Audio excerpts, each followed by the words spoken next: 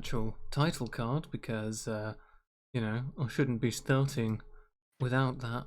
But, yes, let us see what we've got going on today. It's a pleasure to have you all here, and I think first order of business is to, obviously, set the ambience. Let me just get that sorted. So, there we are, that's done, and then I shall share it onto the Discord. Get the volume actually alright. Dear Lord, that was loud to start with. And, yes, indeed. Let us get to some downtime with today's party. So, to start with, we have Damien. What you doing, my lad? Okie dokie, looks like Damien's once again is going to be training his investigation skill. Yes. Investigation. Alright then, go ahead and roll that for me, sir. So, what's it rolling against? Is it me wisdom? Is it I'm rolling for you? Yeah. Okay, wisdom save, okay.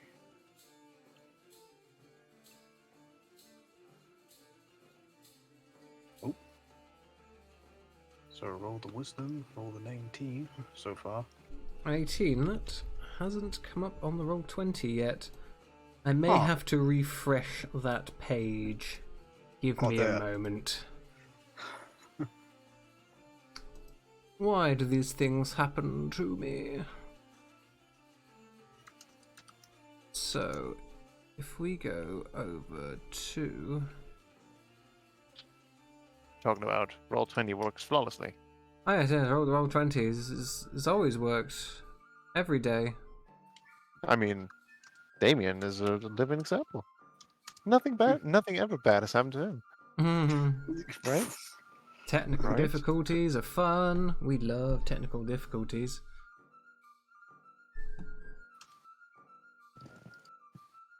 So Don't ban us, Roll20. We love you, actually.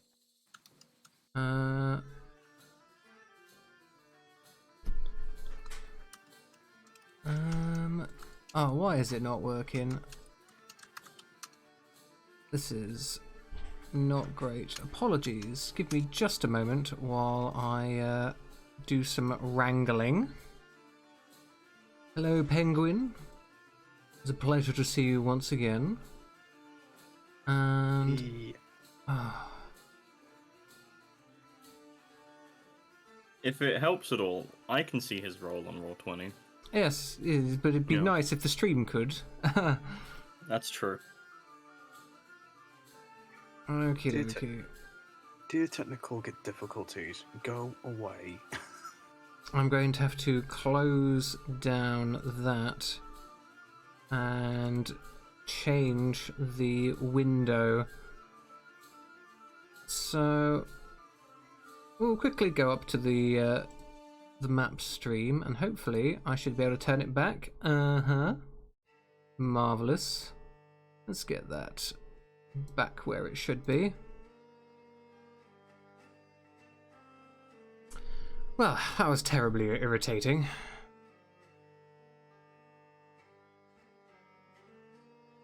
Hey, hopefully now we'll actually be able to do some downtime, you know what I'm saying?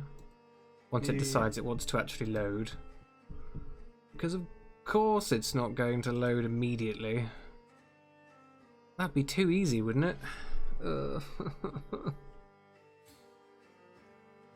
I can see a wisdom save now, so that's good. You can get yourself 2 ticks for your investigation, good old Damien.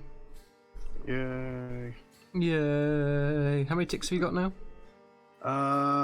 That's 7 altogether. Oh, you're not far off. You're not far off. Yep. Okie dokie.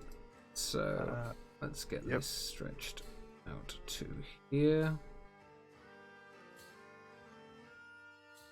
A little bit back. Nice. Yeah, not too sure what that was all about, but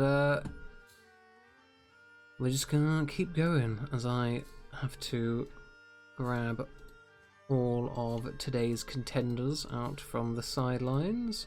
Be sure to reset hit points if you don't have all of yours at the moment. Right, there is today's unfortunates. I mean, hopefuls, yes. Alright, so other than that, Damien, grant yourself an inspiration.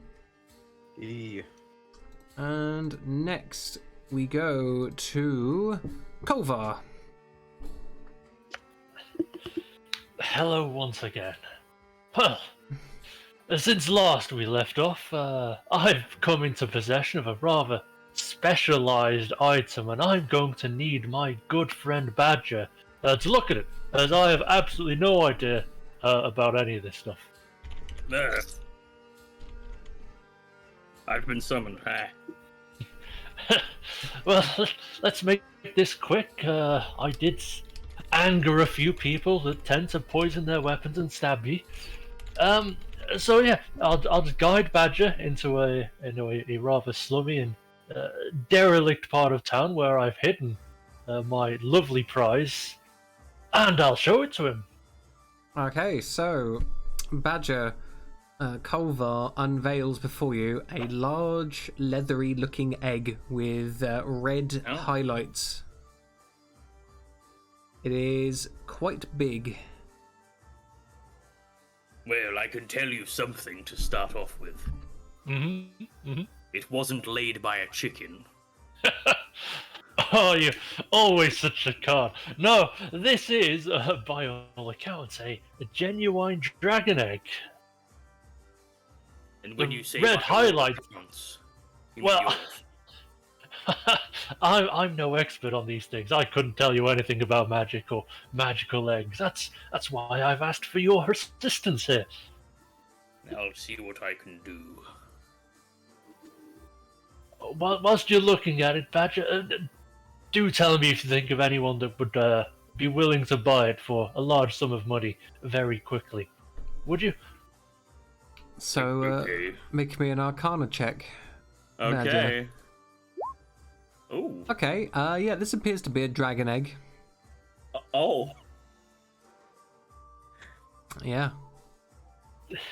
I grab Kolvar by the sleeve and I pull him down. Kolvar, where did you get a dragon egg? Well, would you believe me if I said I found it under my pillow? No. Well, in that case, do you remember those assassins we were looking at over in Crimor? Oh, when we went fishing, yes. Yes. I borrowed it off them. You stole it. Stole such a strong word. I'm sure they were going to have nothing but the worst intentions for our dear egg here. Unlike us, of course. Well, if you're looking for someone to sell it to, if you're looking for someone with lots of money, I'm sure we both know who has lots of money. Theodane nobility. Yep. Were you there with us when we met good old Lord Artos of House Barton? Yes, yeah, I was in the vicinity. Yes. It's not going to hatch anytime soon, is it? You know for a fact, Badger, that it's never going to hatch unless it is infused with a great amount of magical power. Without an actual dragon to nest it, it's just going to stay as it is. Yes, without a mother, shall we say, to incubate, as it were, it's not going to hatch ever. I mean, it's possible you could do it without a dragon, but you would need to do some form of ritual. Yes. Would the Theodane nobility know anything about this? If we told them. They might not want to buy it if we told them. Most people in Theodane think dragons are extinct, so probably not. Well, imagine taking one home with them, eh? It's worth a shot, I suppose. It's not going to hatch. You and your charms, I'm sure you can do something, but hey, I'm expecting a cut, of course. I'd never cut you out, my dear friend. I'd hope not. So, I'm assuming you're going to try and facilitate a sale with someone from Theodane. Yeah, from our good friends, the Golden Barton Boys. Oh, you're going to try and ask them. Do you send a messenger or? No, this is quite the hot item, should we say. Let's not trust it to messengers again, eh? What about one of those birds? You know, ever since I sent one into the orb, I've not been able to get any more to turn up. I require to send a message. A raven lands upon the windowsill. Message. Right then. Let's write a... It thrusts out its leg aggressively. You can tell me how to write it vaguely, but we can write a message here. It vagaries, I would say, that to whom it may concern, Lord Barton or whoever, we have come across a magical curiosity which is worth a large sum of money, and we think you'd be the perfect people to buy it. All right. Great. We'll write that, put it on the leg. Go find Lord Artos of House The raven holds out a wing and like pecks down on it, looking at the two of you. You got gold?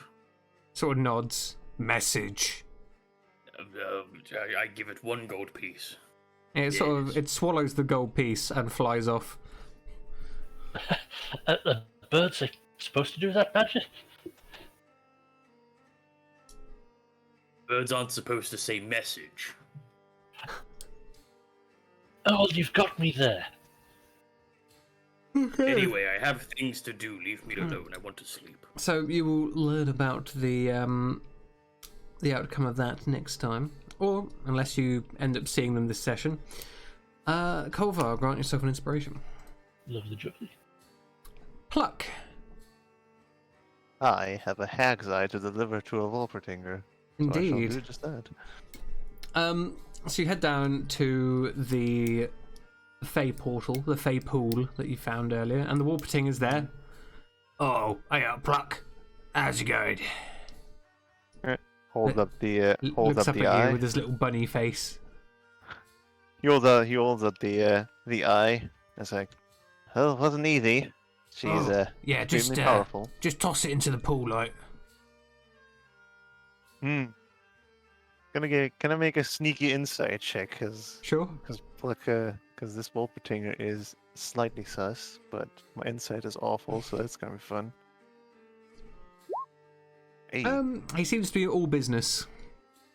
Okay, well, he narrows his eyes, but it's like, okay, he's gonna carefully plonk it in there. Boop. Yeah, it sort of like disappears underneath the surface, and the pool ripples, and he nods.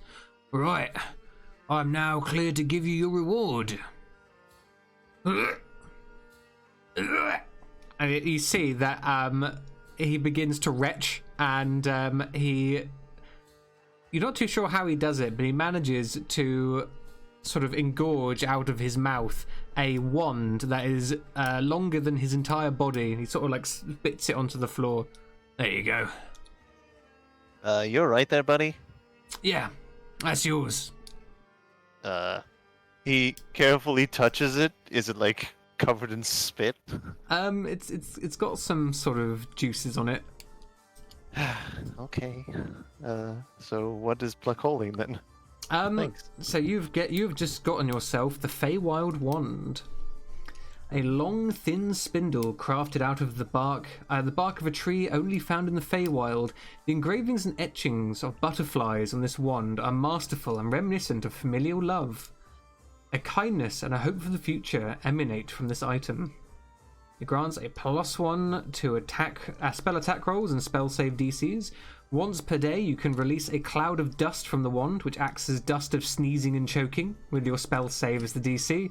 Additionally, when you impart a condition on a creature, you can use your reaction to regain a sorcery point a number of times per day equal to your proficiency modifier.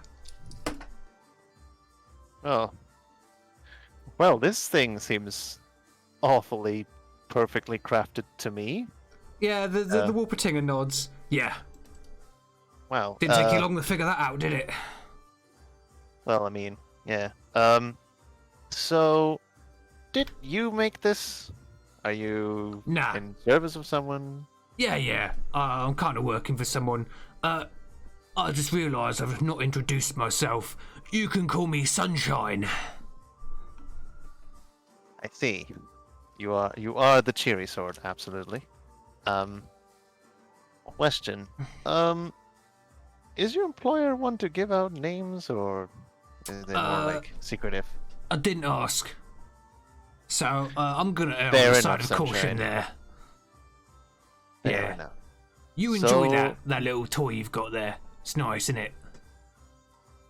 It is nice. So is this the only contract, or am I going to expect some sort of? Plug looks around. Thinks of something other to say other than message. Some sort of Correspondence. sign. Yes, that's the one. Oh yeah, I'll be here and there. Although I'm gonna hop back in now. You do that. Thanks for that, and it will be. I'd be very appreciative if you can warn me if there's some sort of bloodthirsty creature after my blood. That'd be very nice. Oh yeah, you just keep looking through that hagstone. If there's need, you'll see a path. Simple. Oh, neat. Right, we'll see you around, Sunshine. He dives into the pool and it sort of like dries up, and all you see where the pool used to be is like a little basin of roots. Okay then. He wipes the spittle off and walks back. Yeah, That's imagine all you've done. got prestidigitation to clean off the wand. So Yeah, he. I mean, maybe hesitates because I don't want to cast magic on magic, but sure, he does it eventually. Gives up. yeah. Alright, so there is your item, lad. Very nice. And yeah, Nice. you do feel a connection to it. You feel like as you go stronger, this will also. Okay. Next, Badger. Right, yes, hello. I would like to go to Chandra's temple, Alright. and I would like to borrow faith. To do what exactly? She asks you. We're going to he sort of slightly looks down in embarrassment, and he goes, my storytelling field. I do suppose you've taken her there before. Fine. And Still within sight of town. yeah, Faith sort of hovers behind you. Yes, come with me. What story are you going to tell me today, Mr. Badger? Please, just Badger is fine. Mr. Badger is what the children used to call me in the village. I've often wanted to be a child. You don't, believe me. You're full of joy and happiness and energy. Toxic things, really. Anyway, today's story, I told you about Theodane before. Today, I'm going to tell you about the beasts and monsters of the land. Oh, I And know once all again, about those. Badger will... But you're going to learn about them from the perspective of the mortals. Oh, sure. Yeah, all right. Yes. Most people Badger- I meet have been killed by them. You know, spirits and stuff.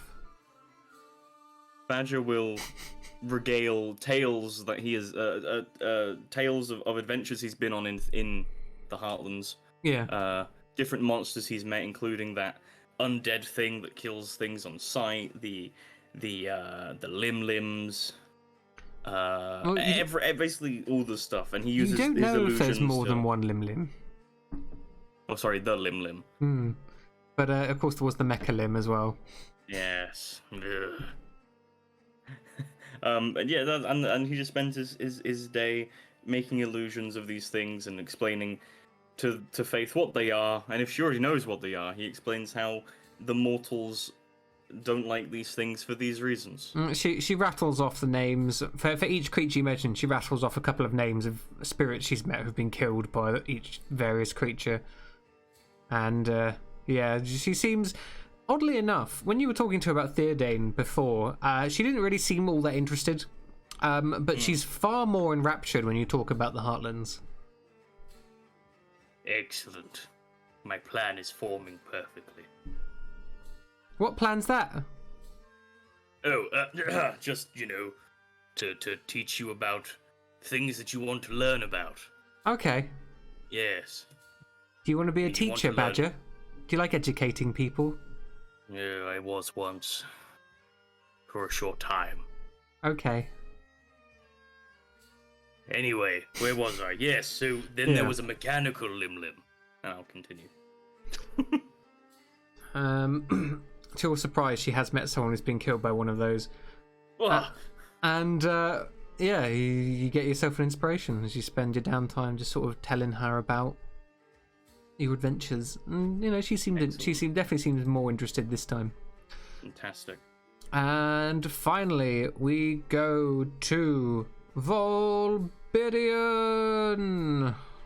Oh, hey, how y'all doing today? How's it I'm going? gonna keep bud? it simple. Yep. We're gonna go visit Terran and deliver his coat.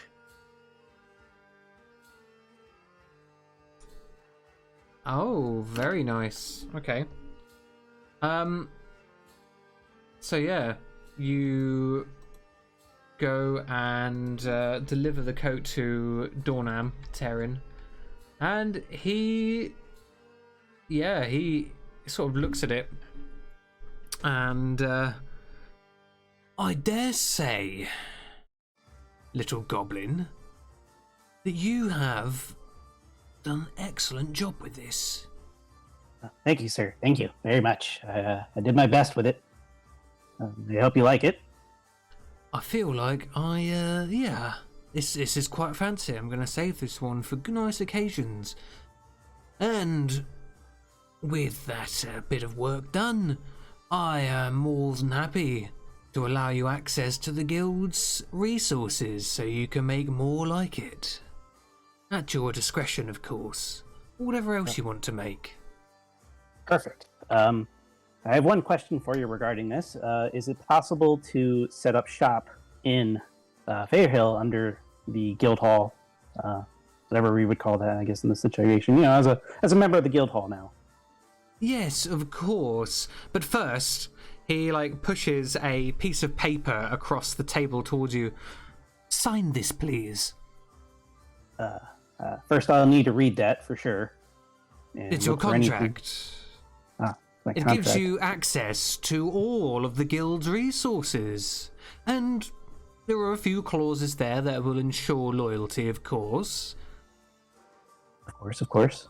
Can I roll to see if there's anything unusual about that? You can make a investigation check, by all means. Oh, my worst one. Okay, investigation check. It seems mostly above board. There are a few dodgy clauses that could be loopholed, again, to your unbenefit. But you think if you're smart enough, you'd be able to argue your way out of those.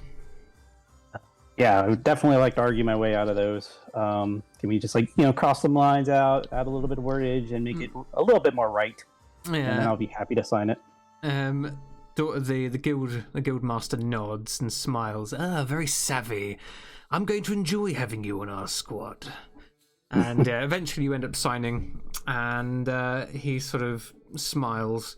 I look forward to doing more business with you. I just look forward to doing business, period. Well, yes, you are now fully equipped and permitted to do business in Fairhill. Enjoy. I will bow and leave, and that's all I really needed to get done. Alright, I'll get yourself an inspiration, Volbidian. And I've just seen we have been raided with a party of 8. Thank you very much, Maple York. And hello to all of our new arrivals. Ooh. Man the stations! Get the shield wall ready! Spears! Etc. All of the battle cries. Get the staff slings. Engage the staff slings. Yes. Engage the staff slings. Fly, you fools! So, with all of the downtime now finished, we can go on to the rumours and see what you guys fancy doing today. Let's take a look at what we have. So, the first of our rumours today is to the north. There is a carnival of terror that appears to be bewitching travellers who go too close. Let us also see. Of course, Lord Artos Barton has found information about the magic scabbard he was seeking before. The scabbard of his ancestors. The one that the lovers are also looking for, if I'm not mistaken. Yes, indeed. And a large floating object has been seen in the sky above or near a foyer. Foyer? About floating object. A large floating object has been seen in the skies near a foyer. What's a foyer? Hang on. Oh. A foyer is the place where the elven refugees settled down. And thank you, Pengy, for dropping the gift sub to Hot Frog. Now she too can drop the Happy Mind Flare. So many Happy Mind Flares. I am Yes. advertising the emotes. If you would like this emote, please subscribe. As done by the wonderful Alien Cabalion. Ah, Yes. Ah! so many gift subs. Oh my god. Oh, yes. What's happening? Oh no. It's amazing. I Now am everyone has it. So many mind flayers. I never know. I don't even know what to say. This is getting out of hand. Now there's two of them. Exactly. And they're both Oh, they're God. both pengies as well. Yes, they are. Um. Oh yeah, penguin, meet penguin, penguin, penguin. Well, the other one's pengy, but yeah. So I So can read between the lines. which one of those are you gonna follow today, team? Oh God. It keeps going. Well, I would like to investigate this flying object, this unidentified flying object, as I like to coin a phrase, UFO. Ah, yes. So this Carnival of Terror has been doing the rounds for a while. Indeed, the Carnival of Terror has been around for a while. Please, I don't want to go to a carnival. They're all full of people screaming and being horrified at things that they then say are fun. It's contradictory. This one's one of terror, so they're all gonna be horrified. They always scream in terror. Especially me, So when we have I'm in a carnival. one vote for the flying object. Dear Lord, so many gift subs. Thank you, Pengy. Thank you. I don't know what to say. It's amazing. I say we definitely should check out this UFO. I've never heard of this UFO. In fact, what does it even mean? I've got no idea. But It means unidentified flying object. I came up with it myself, yes. I see. Fascinating. And in that case, I would say that has my vote. So 2 votes for flying object. What about the rest of y'all? Well, as much as I'd love to go and look at some giant, ominous floating thing in the sky, I've got this horrible feeling that it'll be in some way, shape, or form related to all these other horrifying, menacing creatures that happen to infest this godforsaken land. So I think we should just go and do something nice and safe.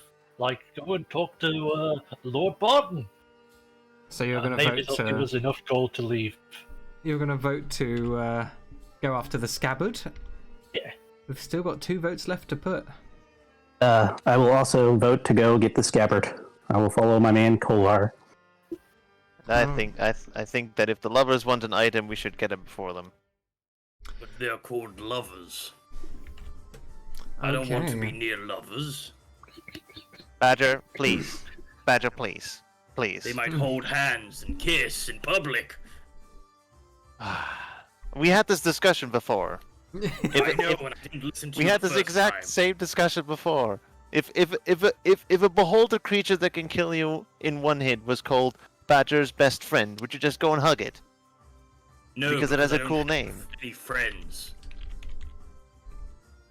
Now that's a bit harsh, my friend. Well, I have a business associate. Is that what friends are? Business associates?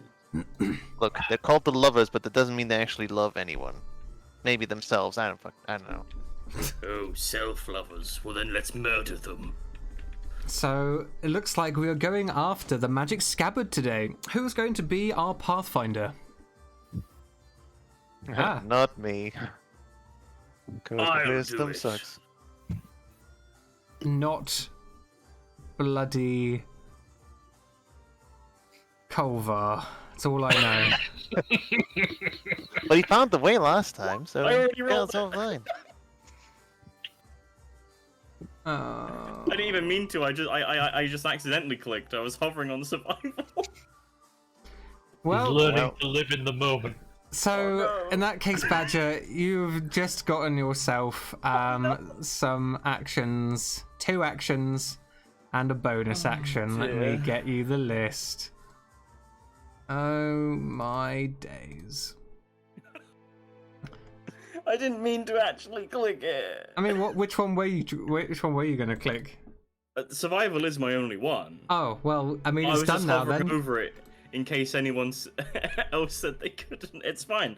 We're, I guess we're stuck with it now. In You got a swamp universe, it's probably just Badger turning around and being like, "I've had enough of this talk. Let's go." Meh. Let's go find those self-lovers and teach them that there are things to hate about themselves as well. Anyway, There You are don't your seem- actions. I get how many was it? You were saying, Damien? Sorry. I was about to say to Badger, you do not seem a people person. You do not. Of course, I'm a people person. Oh my god, that's so Oh. What? What's going on? 5 will Oh, give dear lord. subs. I'm going into. That's Oh no. That's nuts. Stop it! You're already killing Kinray. Stop it! He's already dead. I can't. It's too exciting. Guys, Well- we just rolled a nat 20. We killed the DM. Guess who has to commission someone to get a new subscription badge? It's the GM. Oh my god. I have to get a new sub badge. Oh dear. Oh yeah, you can customize the sub badge, lad. Well, we're gonna do it. We're gonna get something excellent for the sub badge. But this is great as well because as you get more subscribers, you unlock more tier 1 emotes, so you can have Oh. more emotes for people at tier 1.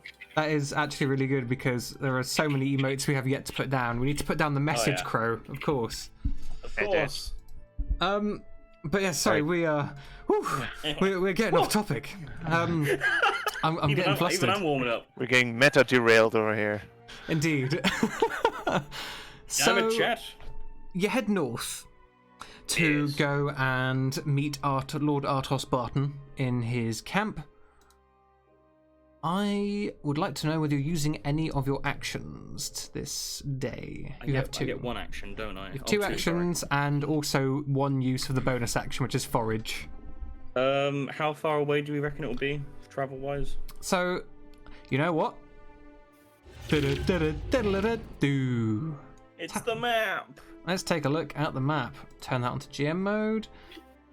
So the camp of Artos Barton is at 23:26, which from Fairhill is only actually 1 day away. Oh, yeah, we won't Nice. use any actions then, we'll be fine. Lovely. So, in that case, nice and easy, we can just see what you encounter today, if anything.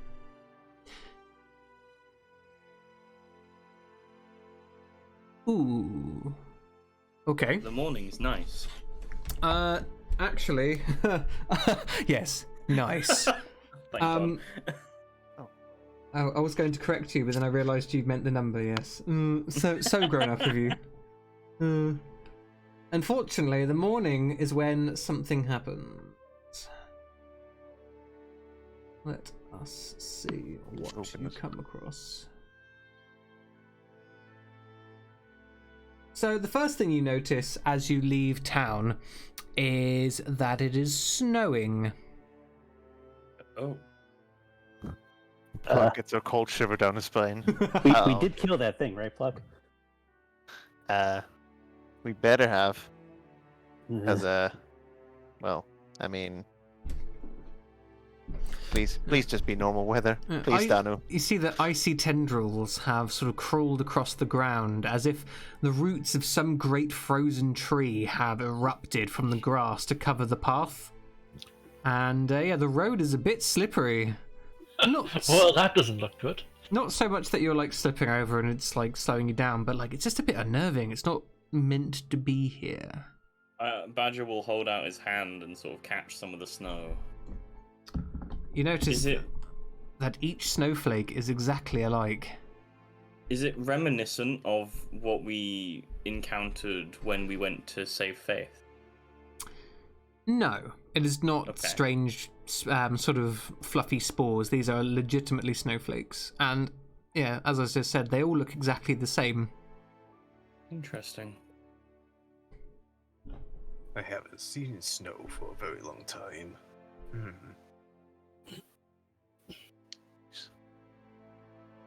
Can I do some Arcana rolling to see if I can identify if this is yet another hack? You can do some Arcana. Because that's the only thing I can think of right now. Ooh! So, is it? It is perfect that you were the one to get this role, actually, Pluck, because this is Fey orientated. It appears that essentially part of the winter court of the Fey realm has sort of bled over into this world. It happens on occasion, and it never lasts forever. But essentially, for the time being, this section of the land is going to be a little cold, and you may come across things that are unusual. Sort of Yeah, so- winter-based creatures. And so Pluck sort of like looks around, and then he's somewhat relieved, but then he goes, "Well, I've got good news and bad news. Good news is I don't feel like this is the hag again, but my Fey blood is saying that this is some Fey winter court, right? The winter court, I think I remember it was called." And Are we going to die? I mean, we're gonna encounter some Fey stuff, and I would say, being the expert, I would say that we're in for everything, but I don't think we're just going to straight up die. We're not going to die. Shame. Let's keep going. All right, Badger. Good to know you have I that little scoop up attachment to more your own life. snow. Millennial gnomes. Marvelous. Scoop up more snow. You know, this tastes just like regular snow. I'd like to crush the snow into a snowball. Sure. I'm going to throw it at Culver. Roll to hit. Ranged attack. Let's do this. Ranged Ranged hit, away. full strength. Right in the face! You critically hit Kolvar with a snowball, and I mean, it doesn't do any damage because it's literally just a ball of snow. But Kolvar, it literally gets you right in the temple. You're a little bit disorientated for a moment as you're almost knocked over by the weight of this throw. Ah, yes, I still have it. And I walk off proudly. Oh, Uh-oh. did you just murr at my badger? I think he did. I'd also like to mention, Badger, that since you are so pale, I feel like it's going to be quite difficult to spot you in all this snow. And that's why, you see, Yeah. good old GM. I'm going to cast Disguise Self. Okay. And I'm gonna make myself look like I'm gonna make myself look like a not pale gnome. Oh, you're gonna make yourself look like a colourful badger as he used to be. Yes. Ooh. Yes. Oh, in that case, all of you see a nice rosy colour goes back into Badger's cheeks, and he looks just Nice. like a normal gnome now. Silk black hair, Yeah. Bushy black eyebrows. piercing green eyes. There you go. All Right right. then, on we go. Not gonna Wait, lose him in the so, snow anymore. Wait, so I don't know if Plug knows this or any of the party, but he is. Let's just say that Badger probably has a. No, is it? It's not Badger. Never mind. Normally, let's continue. Okay. I was thinking that someone was Wintercourt, but I don't know. No, I don't think No. you don't get. There's no winter court here, although you do get some Fey vibes from Volbidian with that incredible Arcana check. Okay, so there's a lot of you sort of trail through the snow, and by the time it gets dark, you reach the camp of Lord Artos, which looks roughly as you remember it. There's the tents, which are all sort of red and gilded, the sort of makeshift stables, a few soldiers running around, doing watches, and you are greeted once again by a tall gentleman with an oval-shaped spear. He wears sort of a leather scale armor and has a horsehair helmet, or a helmet with a plume of horsehair coming out the top. And you recognize him as Gwalchmai. I assume more than an hour has passed. Oh yeah, it's taken you basically all day. Yeah, it's starting to get dark now, so you're no longer color Badger. You're now monochrome Badger again. But Wonderful. it is still snowing, and he sort of bows. It is a pleasure to see you once again. I take it you have come at my lord's request. Sure. Yes. By all means, then, if you would like to follow me, as he turns and trudges through the heavy snow up the hill. I turn to Kolvar. And I say, Any chance you think he's got our letter yet? Throw you a big thumbs up. Of course! How could that mysterious and suspicious bird do anything other than exactly what we want? Excellent. Also, how's the head? It's better now. It's just a little cold. Oh, like my soul. Let's go. Oh dear. He's So- definitely a people person. A lot of you go up the hill.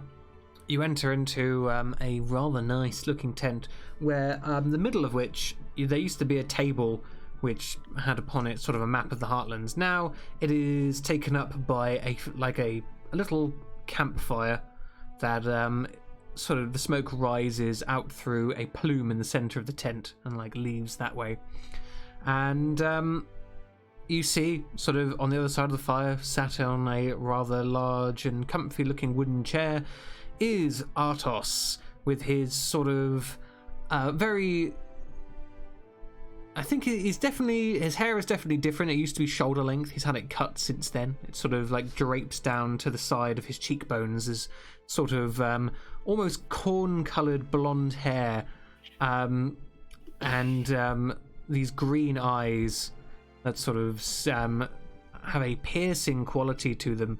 He wears, instead of his armour from before, he has sort of fine red clothing that is made to be quite long and thick to resist the cold. He sort of nods to you as you enter. Greetings! It's ever so good to see you again. Please partake in the fire. It is dark and cold outside, and I would not want my guests to freeze. Well, by all means. Sounds like a good idea. Hmm. You are aware that this is this is the doing of Wintercourt, Fey Wintercourt stuff. He sort Hold of his eyes, his eyebrows sort of knit together in a little bit of a confused glance. I'm sorry, what? Winter? Is there Look, is there a king of the Heartlands? What is this Winter Court you speak of? let's just say that there's some fey magic afoot, and it's gonna be for a little bit, just so you know. Just, you mean like fairies? he points to him, is about to correct him, and says, "Yeah, sure." Oh, I've heard so many tales about fairies, but I never imagined they'd be out here. But I suppose if it's a little less, what's the word, civilized, that makes perfect sense, actually. Have you ever met could one? say they're less prevalent, yeah. Oh, no, not winter, not these particular ones that are out in the cold. They are fond of some nasty shenanigans, let's say. Oh, nasty tricksters. Right, well, I'll keep an eye out for that then. He sort of snaps his fingers, and you see that the younger lad that you met last time, Anirin the Swift, sort of appears, wearing mostly like thick gambesons to keep himself warm. Go and fetch our guests some mead, won't you? They need something to drink. Keep them warm tonight. And Anirin dashes off. So, let us talk business before we get down to drinking, shall we? Sounds like a good plan of action. First of all, on the topic of a letter I received from you, Kolvar, I'm afraid... So, sorry, yes, I have a bit of a sore throat. Please, ignore me, and I'll sort of elbow Kolvar's knee slightly. Oh, well, I'm afraid I'm not going to be able to help you with your request. That is most unfortunate to hear. It's quite the item. Well, the problem is getting it back over to Theodane is going to be troublesome at best. Sailors are a rather superstitious lot, and there is no way I would ever be able to convince them to take a dragon egg overseas. The amount of bad omens they'd be worrying about would be catastrophic. I'm afraid my crew simply wouldn't manage it. You'd have to look to somewhere a bit more, seedy, I imagine. Where do you think I got it from in the first place? Those assassins aren't going to sit still. He sort of frowns. Well, in that case, I want even less to do with it. I do not wish to sully my name with, how we say, black market goods, As you wish. It is your money to choose to do with you. Money? Ha! I am a warrior first and a merchant second. Next, we have the matter of a scabbard to discuss. Naturally, as I'm sure you're all well aware, the lovers are also looking for it, and that makes this quite urgent. Unfortunately, it's been a bit of time since we found its location, so we are naturally quite concerned that they may have already started to make their move. But he sort of... Does one of you have a map on you? I can mark it there. Does the compendium have a map inside of it? I'd say it does, yeah. It probably have a map. I open up the map page and plonk it down on the table. You notice in the corner of the sort of, it's like one of those fold-out maps. In the corner, it appears to be signed by a Hasati K.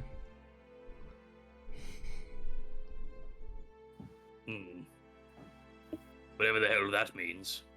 Anyway, here's a map.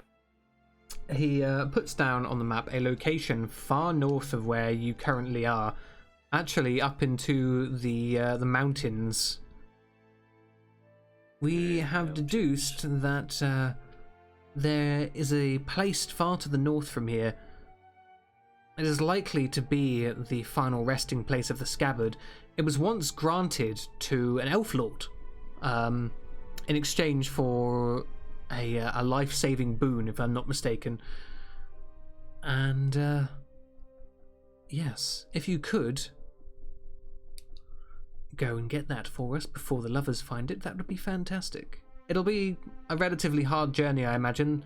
The mountains, they start easy, but craggy doesn't even begin to describe how they end up.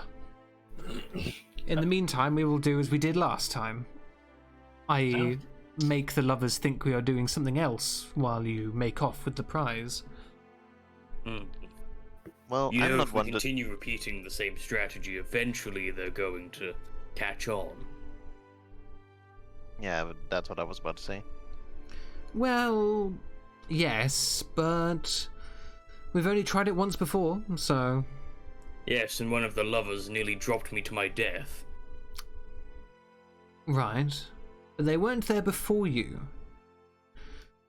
They don't know where to look, whereas we do. I have a feeling that, well, they won't be as close this time. Or at least, I hope not. Might I suggest a decoy search party?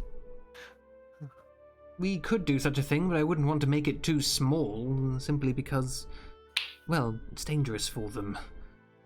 Wouldn't you know it? There happens to be some mercenaries not too far away. If you don't mention my name, I'm sure they'd be happy to oblige for a bit of coin. Mercenaries. That could work. Alright, I shall trust your judgment there, and send off for them. I have heard there are a group nearby. Yes, they're a stout bunch. I've seen them fight firsthand. They're perfectly passable. Well, I mean, you would know, adventuring types. So, by all means, I shall get them to do this thing for me. In the meantime, now that you have a location, let us rest a bit. And you notice at this point that each of you is handed a large tankard filled with an amber-coloured liquid that smells quite sweet and also quite strong, alcoholically speaking. I dip my finger in it and I taste my finger. Yeah, it's honeyed. You can tell that much. A little bitter, and it leaves a warmth after you taste it. He sort of lifts his tankard. Cheers. I'll greet him with cheers. Cheers. Yeah. Cheers. Cheers. Do all of you drink the mead? Down the lot. Yay. Volvidian will just taste it, not a lot of it. That's fair enough. It does taste nice, but I imagine Volbidian wants to stay a bit sober. Yeah. Damien likes to try and stay sober, so he'll try a little bit. Okay. If it's not to your liking, then eventually you are past other sustenance like water. And some food is passed around as well. Basic things, bread, some cheese, grapes, that sort of stuff. Badger wants to look to be fair, around. grapes to see are if he can nowhere near spot- basic in this world, but still. Yeah. Badger wants to see if he can find that guard who he spoke to privately last time. You don't see him about.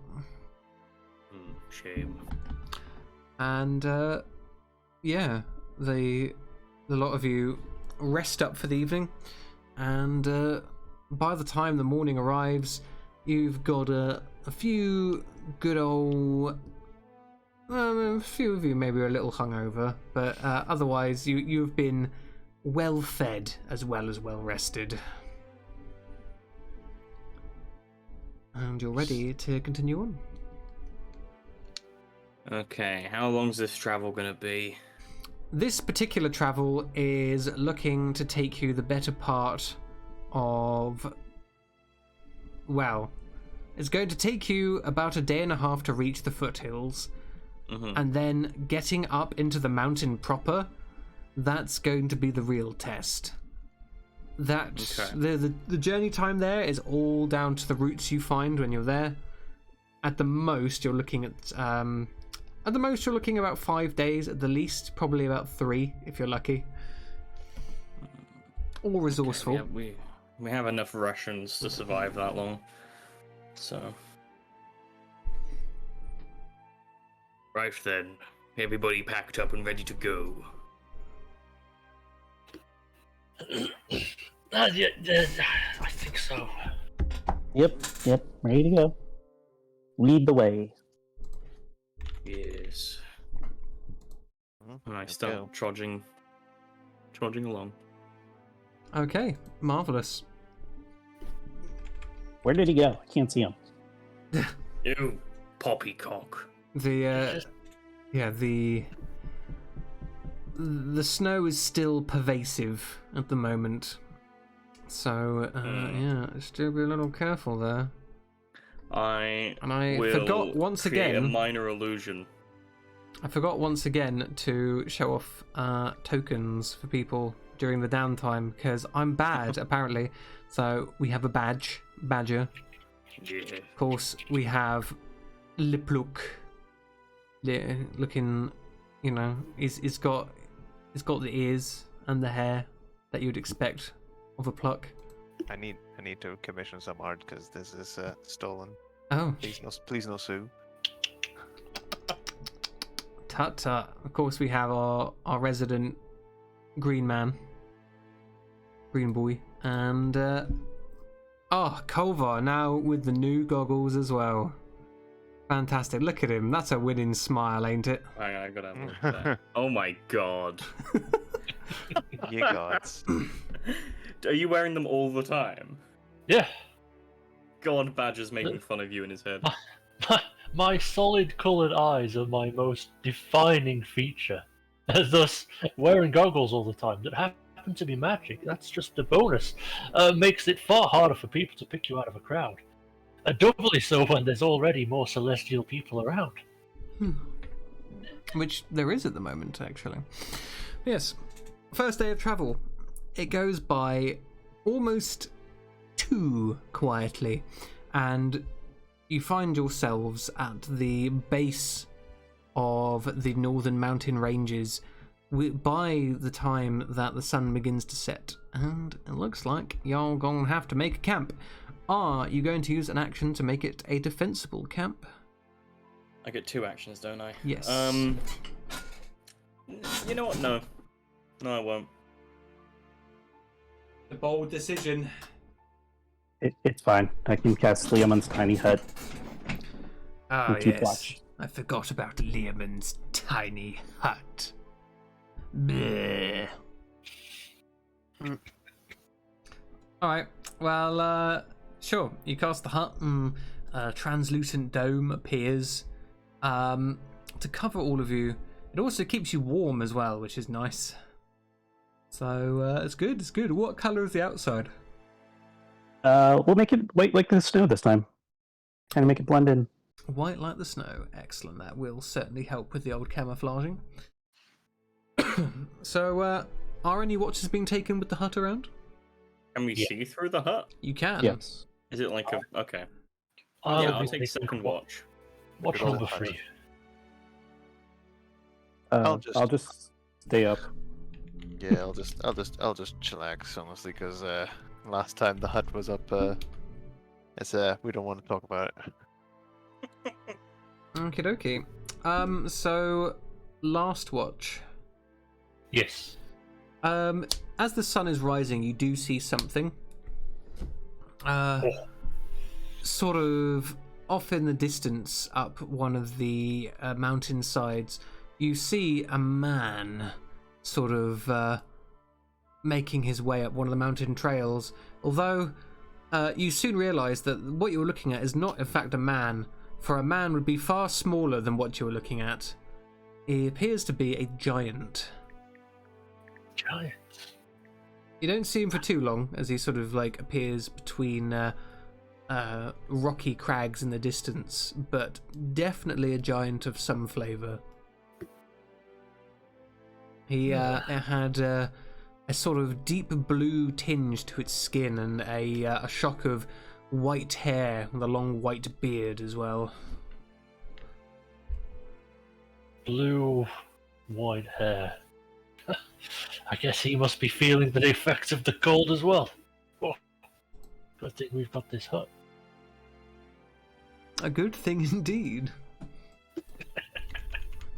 But otherwise, nothing else happens. And y'all get up the next day and begin to head up the mountain.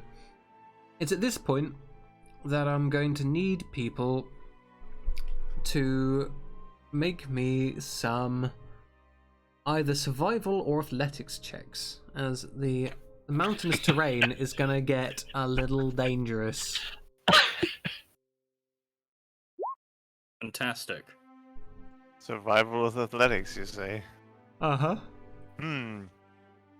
Should I pick the 1 or the -1? The -1. Oh boy. Absolutely destroyed. Damien? Oh dear. Let's make that survival roll. Right. Here we go. Excellent. So, more than half of you succeed, and Volbidian, your double crits, Yes. double crits, as we call them in the business, professional term, by the way, double crits. Yeah, you definitely carry the party's success on that one. And thanks to your advice and sort of tutelage when it comes to traveling in rocky terrain and cold weather as well, you managed to make sure that no one suffers any levels of exhaustion today. Perfect. Step there, guys. Step there, walk there, jump up there. You're good. I not just sit on your shoulders. That would be pretty awkward. You can ask one of them, not me. You remember, we're almost the same size. Finally, someone said no. The question is, Pathfinder, are you sticking to the trails, or are you going to try and do some more off-road climbing and clambering?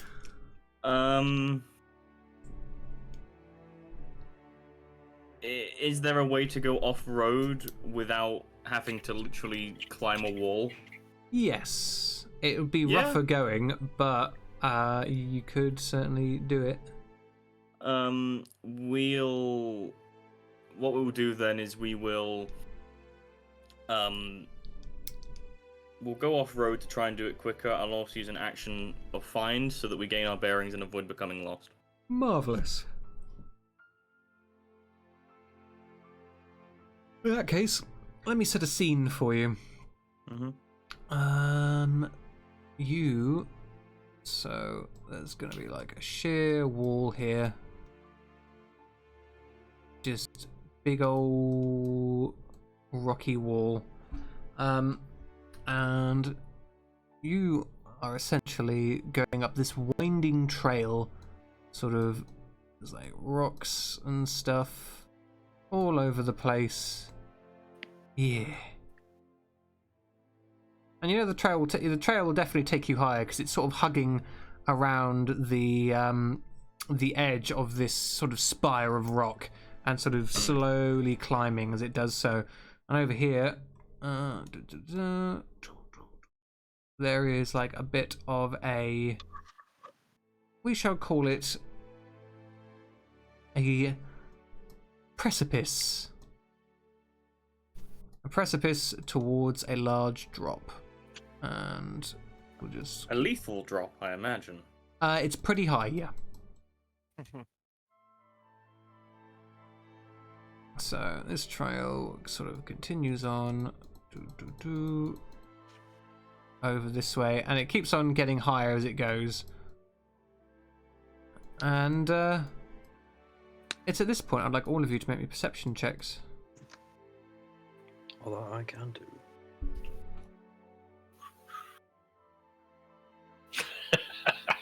It's a good day. Right, Damien and Volbidian. The two of you notice that where before you were hearing the sort of the droning of the wind rushing past your ears, in amongst all of that sort of whistling, you hear something.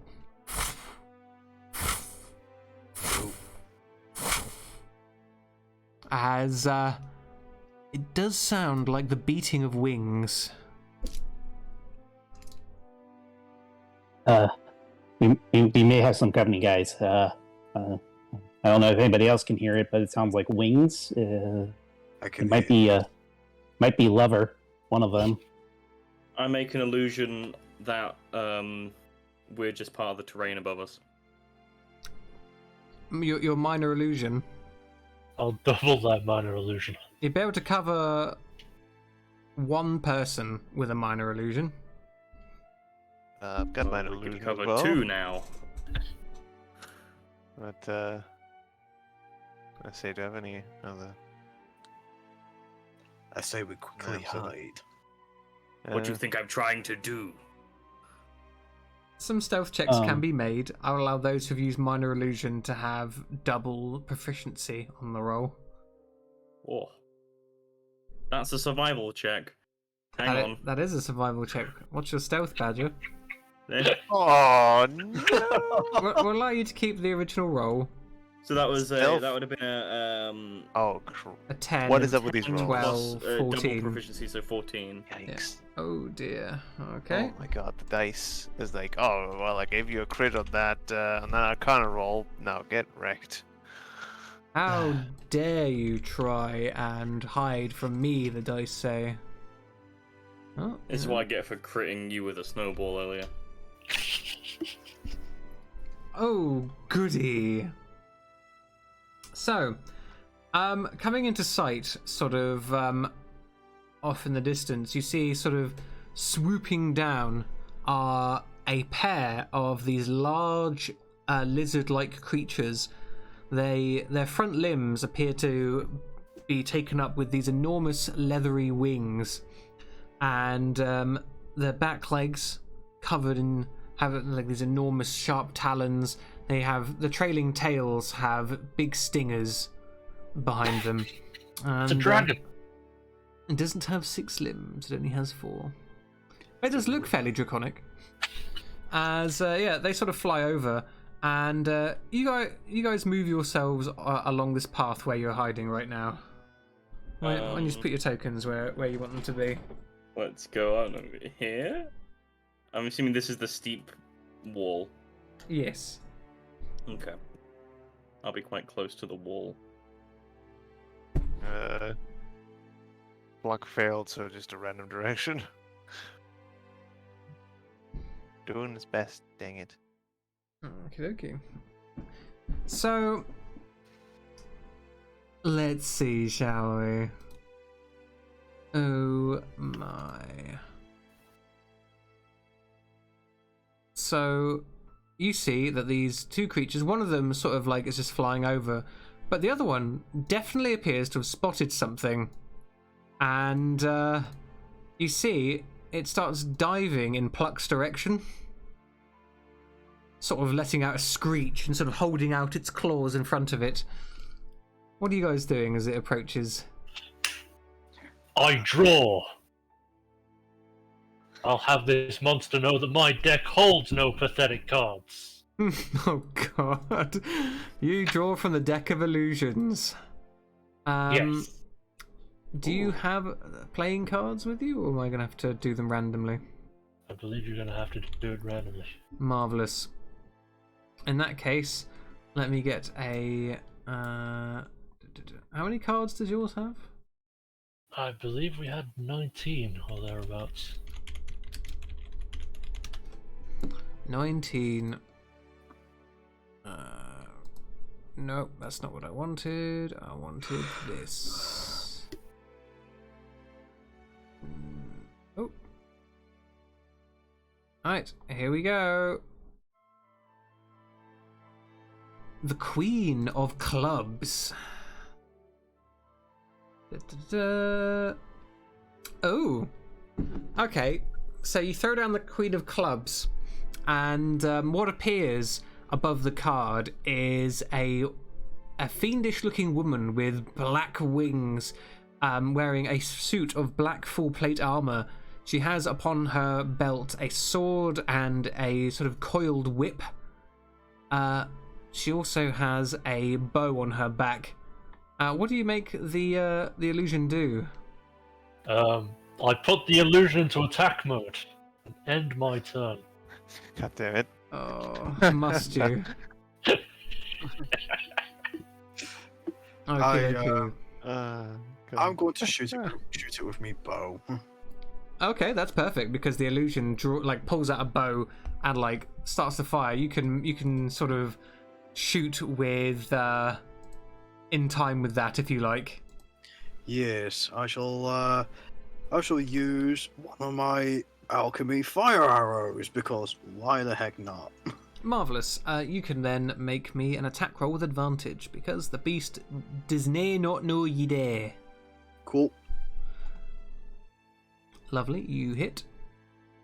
Nice one. The arrow sort of sails through and explodes against the strange dragon's chest, and it lets out another shriek. Cool. I'll roll that damage. And the fire. It's fire is 2d6, is it not? Aye. Cool.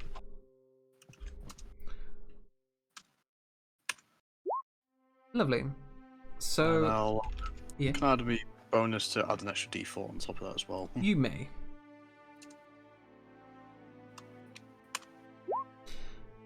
Excellent. So your arrow, definitely leaves a mark, and it sort of like ends up sticking into its sort of frontal armor, and the sort of burning oils around it.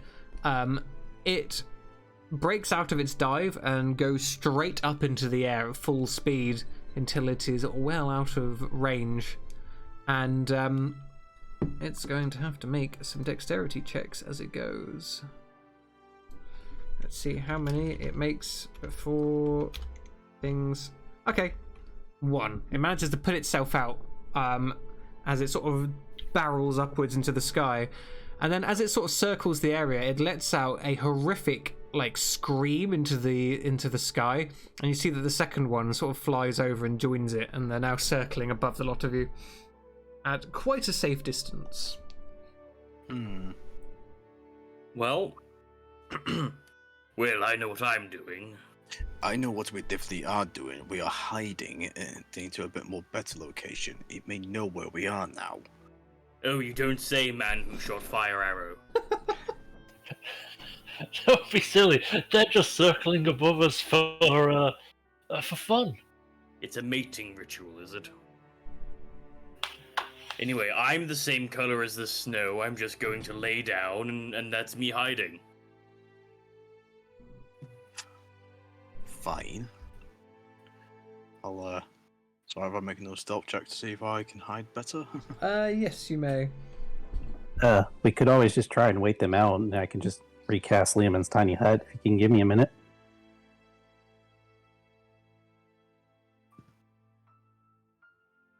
Well, if they are not coming closer, They're sort of just circling in the air at the moment. How safe distance? At a safe distance, aye. Oh, well, that bodes rather ill. You wouldn't think that the lovers employ animals to do patrols and watch for things, would you? Oh, Just wouldn't put be it up past them. there yelling noisily and waiting for reinforcements, would it? Perhaps. Are we So watch able for buying to? as we run away. Oh, we can wait. Are we able to identify what the creatures are? With a nature check, aye. Well. Nature check. I'm not good at it, but I'll try Jack of all trades. oh, Oh, look at that! Carval's like the lizards, the dragons, Dragon. the house cats with wings. I've seen a dragon. It scales and it flies. Volbidian, you have heard about these beasts. They are wyverns or wyverns.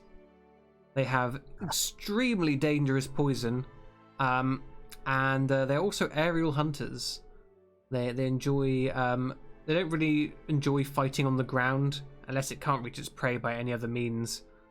And they are extremely aggressive.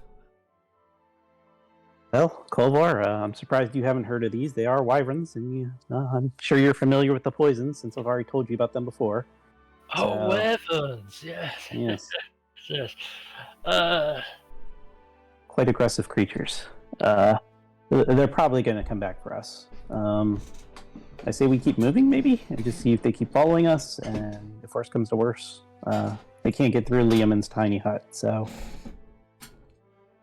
It's not the quickest to cast, though, is it, the hut? it just takes a minute to cast it, if I recall correctly. Yes, and then we'll look like sitting ducks. Oh well, if we make it white like the snow, they might just lose track of us. How defensible is this hut? Nothing can get through it. It has to be, what's the word I'm looking for? Dispelled. But lasts for 8 hours. So Ah, yes, the dispelling. We've had that before. You're not filling me with confidence. Well, dragons can't. These things can't cast magic, so we And- should probably see if they get tired. I mean, they said that they're aggressive and they're not attacking. So are they planning something, or why are they not attacking us right here on the ground? I mean, like I said, they might just be waiting for a moment when we're feeling weaker. I mean, look at this thing that's just standing here, this illusion, and attack them. He quotes it, but so I don't know. I'm thinking, we could probably move, and they'll probably follow us, and then So the illusion is still doing its thing then. It's sort of being menacing, waving a flaming sword around. There's just random woman grunts going on while we're talking in the background. Yeah. Ha, ha, ha, ha. Olvar, can you shut her up? I'll tell you what, I'll do you half as good. I'll move her 115 feet away. Over there. Okay, so you get your illusion to bugger off and sort of sit over here. Sort of begins flying. If they're looking for a weakened solo fight for food, she's over there. They can attack her. Not that she's real, of course. Trapped inside of my nose. Unless we're the food, Kolvar, and they're just How waiting for the. smart can they be? They're wyverns. Well, How smart are they? well, Not I mean, particularly. you just lured away the scary flame women. So maybe now they. Well, how about we just move a little bit and see how they react? Oh, come on, let's just keep going up the damn mountain. You do see that I'm gonna they've begun to descend somewhat slowly. are they descending Start towards walking us this way. or descending towards the image? So you see that this one is heading towards the image, and as Badger moves, this one's heading towards him. They're well, gliding down at the moment. They're not diving just yet, but they are getting sort of closer. Bulbarian, do these things have a ranged attack, some sort of ranged poison spit thing? If I recall correctly, they're going to be up close to do poison attacks, right? So their bite and their stinger have reach. Their claws, however, do not. So they got to be close-ish, probably about 10 feet to do anything to us, I would say. Okay. Well, how about we take the opportunity that one of them seemed to be going for us and the other one isn't? What are you all talking about over there? Attack it. Just attack the Are thing. you following me? Are we going up the mountain or not? Badger, you get an ominous sense as a dark shadow falls over you. As you guys look up from your conversation, you see both of them are now diving at full speed towards their respective targets. I'm gonna Misty Step immediately behind Volbidian. That's fine. Marvelous. You can all roll me initiative. Oh, goody. Da-da-da. Wow. Wow. Well timed. You know what I love even better is that that's already gone in order as well. I had a +2, then a +3, then a +4. Someone didn't click their token, Damien. Oops. Gotta be added to the list. Oh no. That's my bad. Get the whip. 20 lashes. There's already else paying of punishment.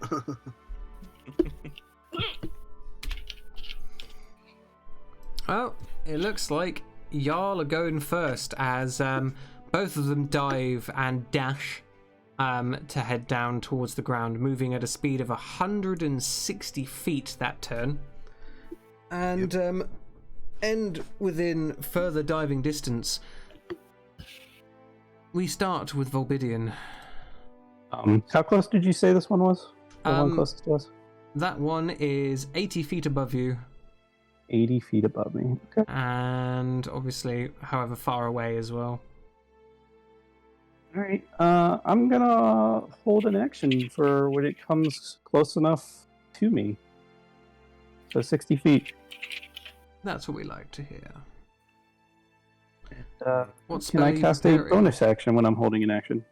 Sure. I am going to I'll give Badger a Bardic Inspiration, which is 1d8. Now I feel inspired. So inspiring, dear. Okie dokie. Pluck, what y'all doing? So Damien shot the other one with fire. Right? Say that again.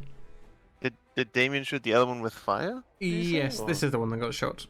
Okay, so how effective was that? Did it like absolutely hate the fire, or was it more I like, mean, "Man, that it hurts"? burnt it. Okay, so it wasn't like, oh dear God, not the fire. Ah, okay. No. Hmm. Obviously didn't like Yeah. it. I don't think anything I likes mean- being burnt, but... I mean, there's one shared interest between me and the wyvern there. I don't like being set on fire. Imagine that. Well, I mean, I kind of like the spell. You summon some meteors. Choop, choop, choop. You summon the tiny 6 meteors float around you. And Pluck just says, "You and you, go!" Points at 2 meteors because he's silly. And Are they both going towards the one in front of you? yeah, well, the one that's close. So that is 2 failed dexterity saving throws, and both of the meteors explode against its skin. Again, it sort of does a quick tumble, and sort of shrieks loudly as the fire burns its scales. However, unlike the other one, it does not seem entirely deterred by the flames. Pluck will make a tactical retreat. That's a smart idea as we go to Badger. Yeah. So it's still in the air somewhat. Yeah. Was it 40 feet? You said 60 feet. 80. 80, my mistake. Well, I'll move 15 feet over here. And so I have to imagine when doing a ranged attack, it'd be the 30 plus the 80, right? Ooh. See, How would that work? you know what? I'm gonna, because it'd be at a diagonal. Surely, I don't know. Pythagoras theorem. Yeah, I don't really Anyway. know how that works. We'll just say 80. Okay. In that case, it didn't seem too good at its dex saving throws earlier, Sacred Flame. Sacred Flame misses. Misses? It's a not dex with. save. It's not within 60 feet. It's 8. 80 Oh, I foot up. misread that. 30 I foot away. misread that. My mistake. I misread the 6 as an 8. Indeed. Would you like to In that cast case, something I will else? hold. I'm gonna hold my action. For You'll a Sacred hold Flame. your Sacred Flame. Lovely. Kovar. Alright. Let's start off with a nice easy one, and that is mirror image upon myself. A smart move for a smart man. Then I'll pat Volbidian on the shoulder, say good luck, and give him a bardic inspiration worth 1d6. Thank you, friend. And then I'm gonna move 30 foot away. Again, quite smart. So first, this boy. Wait, who... hold on. Ooh, Hold on, sorry. Oh, Damien. Damien is also 13. He's not on the. Did you not click your token, Damien? No, I did not. No. Basically, everyone else in the party goes after me. Is basically the thing. Yeah, Damien, what you doing, lad? What's Damien doing? Well, he realised that situation that's happened, and he's just went, well, I just guess I'm gonna have to start shooting again, and just gets out his longbow and starts shooting. Go ahead, show me your power. Okay. Oh, Yep. unfortunately, not with that first blow. Nope. Hey, the second arrow, as it sort of dives past the first and rolls to the side, you expertly turn your aim and catch it in its thigh. Good. Dunk. Now let's watch this damage. Oof. Let's see that extra. He does not like that.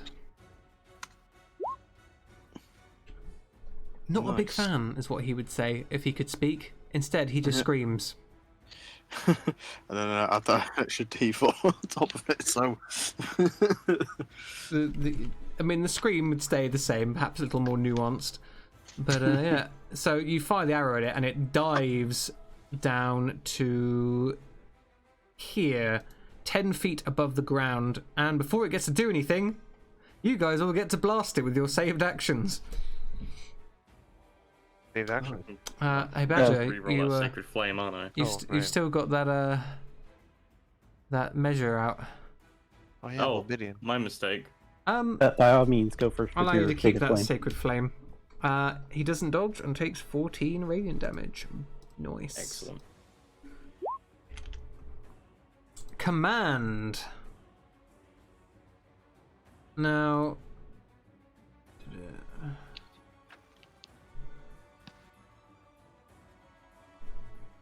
What do you say to it? Ambicide. You say what? Ambicide. It means to kill one friend. Killing a friend. Bambicide. Ambicide. Just spelt it out for you. Okay. Ambicide. You sort of throw out your spell towards it, and you're like, Ambicide! And it seems to ignore you. It was Gets worth out a of try. thesaurus. What is Ambicide? Yeah, it doesn't seem to understand you. Pulls out its own compendium. Puts on little glasses on. It's like, the heck is Ambicide? Give me a moment. I've got to see if I actually understand this. That's not in my vocabulary. So the first thing it's going to do is, as you have just shouted out a word at it, it's going to turn around Volbidian and lash its tail towards you. Let's see how successful it is with that. Nope, not in the slightest. It's then going to try and bite at good old Damien. Nom! Oh no. I believe that does hit you as it rips against your gi, dealing you 9 points of damage. And finally, Pluck, would you roll me a d6, please? And then choose, before you roll it, odds or evens. Even? Right. Oh. Oh, that's an odd. Shoop. Oh. Rude. It hits you with its claws and picks you up and takes Hold you on. 10 feet up One into the air. Okay, go on. Second. Shield only gives me +5. No. Indeed. So Unfortunate. you are grabbed by it and taken 10 feet up into the air into its claws. The other one dives at the illusion, sort of stops next to it and like unleashes all of its attacks into the illusion, which then promptly disperses as it hits them. It looks horribly confused for a second and then looks over at the rest of you. Volbidian. Well, I don't want to go away with Pluck, so I'm going to try another spell on it this time. And we'll try Hideous Laughter. Hideous Laughter, that is a spell it's subject to. Oh, God. How does a wyvern laugh? I think we might be about to find out. I don't know. No! It does not find it funny at all! It actually like turns around to you and says, "Actually, I'm starving. Me getting my food is not a joke. I'm very hungry right now. So if you just let You me understand that, but not. I didn't have my dictionary on me. Damn you. Closes the thesaurus angrily. Now Indeed. listen here, you little shit. No, listen here. Listen to me now. I'm a wyvern. I can speak. I will give a bardic inspiration to Pluck, hopefully, to help him get out. Nice. Pluck receives it I with an tried! Help me! Alright, Pluck. Actually, no. He wouldn't have gotten to pick you up just that easily last round. He would have had to have made an opposed athletics check. So do you want to roll me athletics, please? Oh, don't worry. I got this. Okay, yeah, he beats you. So now on your turn, you can make an athletics or acrobatics check to escape versus his athletics, if I'm not mistaken. Can I just Misty Step? You could Misty Step, yes. I mean, it feels like the social thing to do. Because it feel like Plug would be all like, I have to get myself out of these clothes. And it's like, hold on just a minute. And then he just poops himself out of existence. It's like, boop, Where you boof into. towards the ground and a little bit away from it. Because at 10 feet up, so I can move like 20 maybe? Yeah, I'd say so. Oh, the other one is probably going to be all like, oh, we need help. Go to Obsidian. Help me. It's fine.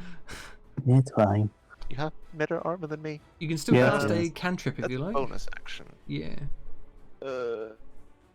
Okay. Question. Did those claws do any damage to me? No.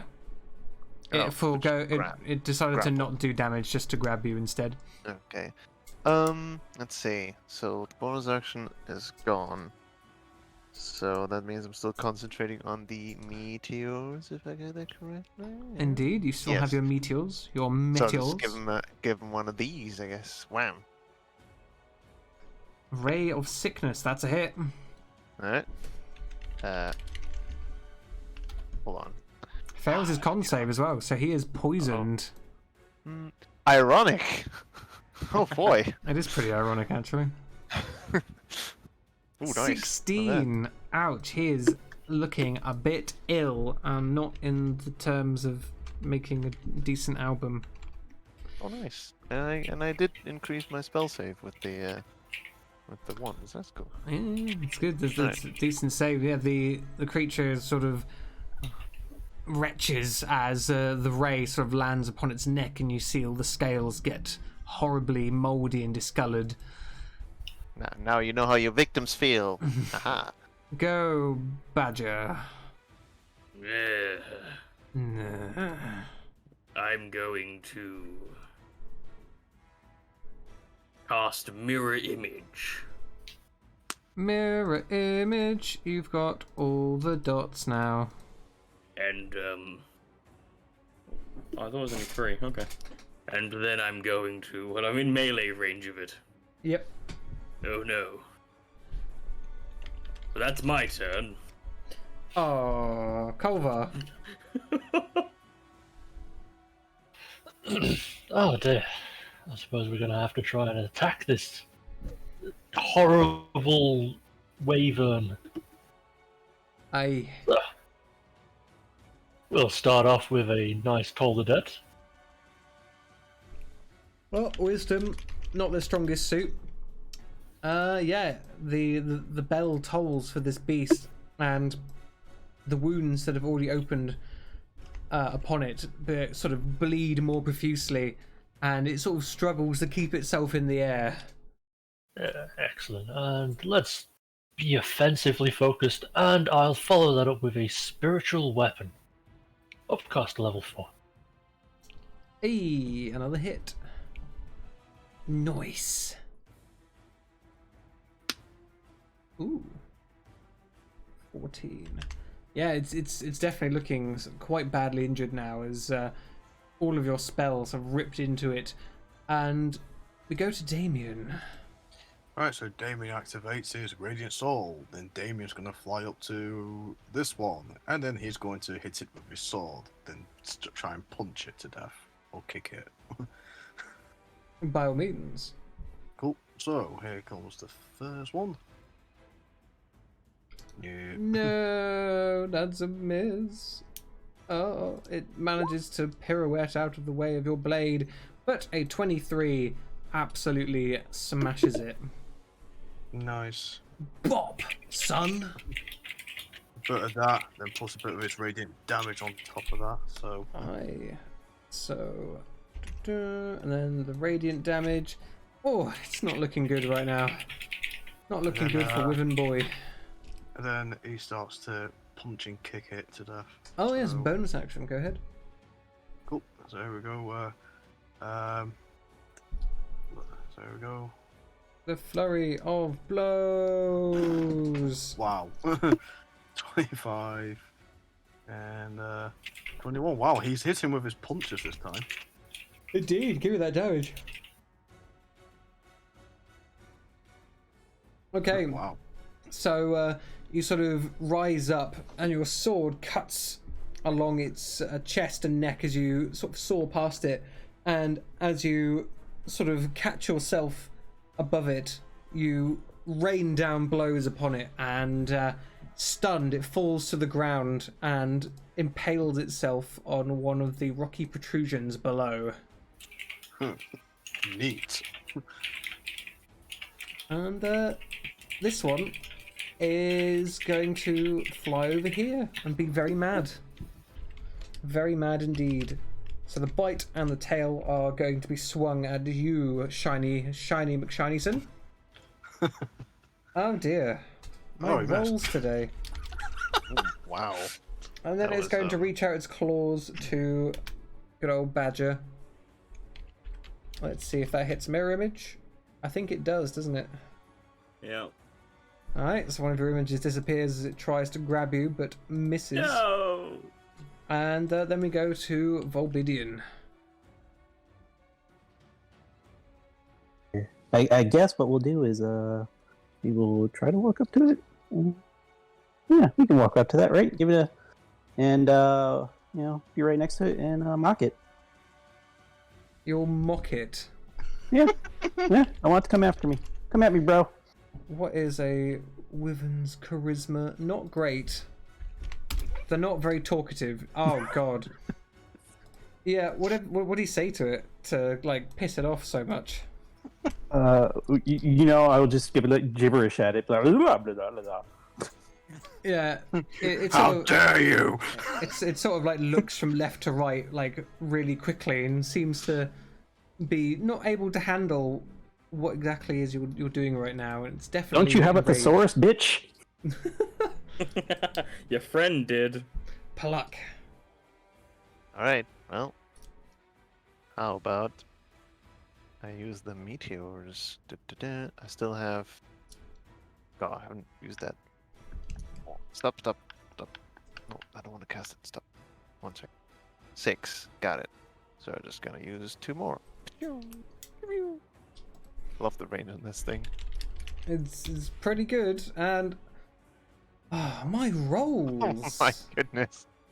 My rolls have just been the worst As- today. As it's fumbling for its thesaurus, it gets 2 meteors to the face. Yeah, like it doesn't even have a chance to sort of gather itself before it's plummeted by 2 exploding balls of fire, and we go to Badger. Oh, I can also. Poor Is that, beast. that's only a bonus action as well. So Oh, yeah, true. could I just cast another? Can I cast another spell while I'm using that bonus action from that? Since it's sort of like Yes, you can, because Uh. you haven't cast it this turn, you're just concentrating on it. because it was funny the first time. I'm just gonna do it again. Well, you Wow, know, jeez. you hit him, and it's not poison this time, but 18 poison damage. Dear 2d8 plus 4. lord, Damn. that is destroying this poor beast. I mean, That is me now. yeah, it takes a enormous hit from that bolt, and again you see the moldiness growing on it as we go to Kolvar. All right, let's move. What about Badger? Huh? Badger. Fine. Oh, Badger. Badger's after Sorry. Pluck. I'm sorry. I don't know. I don't know why the initiative order changed. Because you moved to me, but then Pluck had more move to go. Oh, yeah. Yeah. Instinct is what it is. Instinct. That's a cone, right? So what is the range of your cone? 15-foot cone. Okay, so the way cones work, right, Go for it. is you get, so say for example, you were firing it this way, right? Okay.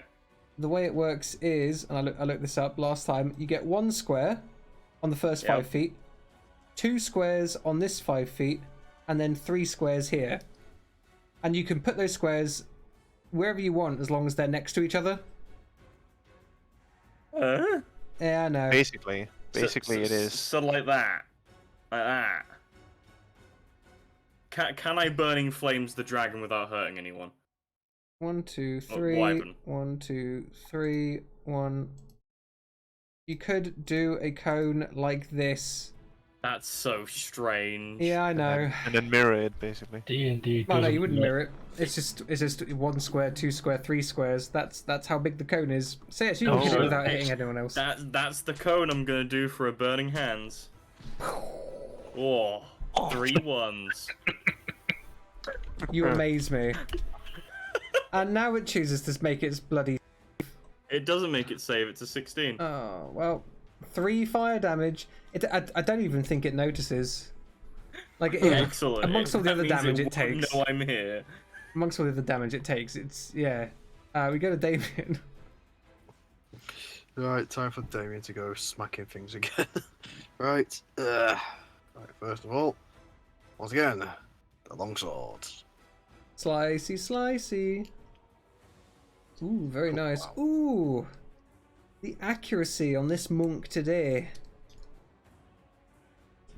So 9, 16, 20 because of 16, 22 because of your radiant soul. Are you going to be spending a key point to do some punchy punch?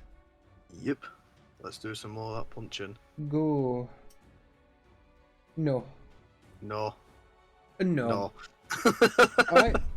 So attack opportunity, Damien, as this thing is going to move and dash to get the hell away from you guys, flying away at 160 feet. Wait, is it close to the ground? Can I stab it? no. Yes, you could. It's sort of hovering No. around above the No, ground. no. I'm going I to use think my, you find that Badger has a dagger. I'm going to use my inspiration. Sure. You can So- inspire yourself. Eh. The fact is you tried, and that's what matters. Yeah. Thanks, Volbidian. That's why you're the bird. Damn it. I I can't try. get the screen large enough to actually get it. Okay, so we go there. Marvelous. Beep. Dunk. 14 damage is not enough to drop it, unfortunately. Darn. As, yes, it is now well out of the range of your spells, and ranged attacks would have a grand old disadvantage. Oh, is it? I mean, if you got reach spell, Hold on. I got distance spell, but I don't know if that would apply to my meteors. distance spell. Because it says, hold on. Let me check. It's currently 5 feet out of the range of meteors if you got to the very edge of that little area. Is it? Yeah, but I mean, like, if I were to, that's why I don't know if. Quick rules. Well, I'll leave it to you. Do you? I would should allow you to spend the sorcery points to make a long-ranged attack with the meteors, sure. Or however many sorcery points it would cost you. Let's see. Extended. No, not. Distant. Blah, blah, blah. Double the range. Just one? Dang. That's just one sorcery point to just shoot meteor 250 feet. Right, well, 240 feet. do it. Okie doke. Well. Shoop. Last two.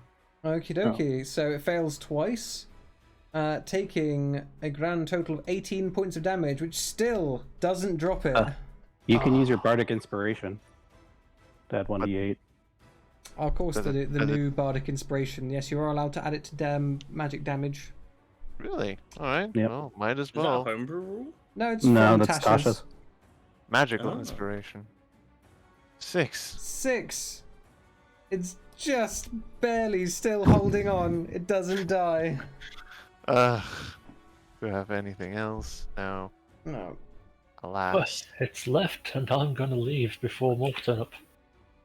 Aye. Oh, well. Yes. Could my longbow just be enough just to... You'd have disadvantage, but you could make some shots. 2 shots. Cool. I'll give him an inspiration. Cool. Here comes the 2 shots, so... Murder hobos. Oh my god. Yeah, Lord. We can't let the indigenous creature get away. It's dead. You take its Even if last they hit try to point. kill us, it's all self-defense, you It know? Even if it runs tumbles. away.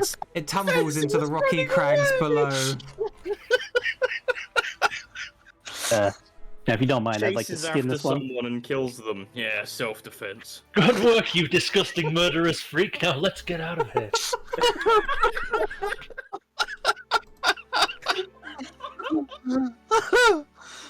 You may make me a leatherworking check, Bobbidin. You monsters. Excuse me, I agreed with that guy over there, the thief. We should just leave. Let's go. Well, we are leaving. You managed to get some choice bits of its hide, my friend. Nice. Hey, me, Hold on, let's leave these chumps behind. Let's keep going up the mountain. Go. Mr. Volbidian, I may ask if you could actually spare me some hide as well. Sure. Okay. I'll share with them what he wants. Lovely. Lovely. Alright, so you head up further into the mountains, and yeah, y'all find yourselves getting dark once again. And it's time for another rest. I feel like now would probably be a good time for a defensible camp. Excellent, you have We're in yourselves... hostile territory. Yeah, you find yourself a place where there's not many avenues of approach. You've got a basic canopy above your heads, and just a place that's well defended. If anything comes for you tonight, you're going to know about it. So why don't we go ahead and see who's doing watches? Because it is a safer camp, there'll only be need for 2 watches rather than 1. Of 3, sorry. I'll do the first. Third. For us vampires, can we do both with the bond of Gideon? Indeed. So, it is a quiet night. You see nothing, you hear nothing, save for the rustling of the wind and the occasional screech off in the distance. And, Okay, that's yeah. normal, right? It's still bitterly cold. As you get up the next day, I would like all of you to make me an athletics or survival check each, please. Hey! Go Badger. It's your Will Pluck birthday. will Oh, Pluck yeah. continue to mess this up. Oh no, not my birthday. Not even older. Well, today it is the day of Damien, as you find yourself having gone off the road in places where you require his expertise of athletics in order to assist you in climbing at the best spots, avoiding sort of loose bits of ground that would fall, and also finding places to secure ropes that are suitable for climbing. And none of you get a level of exhaustion. Aren't you all lucky? Oh. Aren't you all so lucky?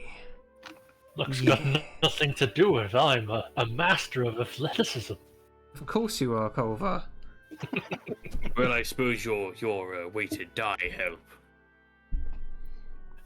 Shh. Oh, I mean, that was just a joke. Yes, I make jokes now. I learned them last week. Yes, of course. Are you laughing at me, monk? I didn't say anything. Well, funny because you don't have to speak to laugh.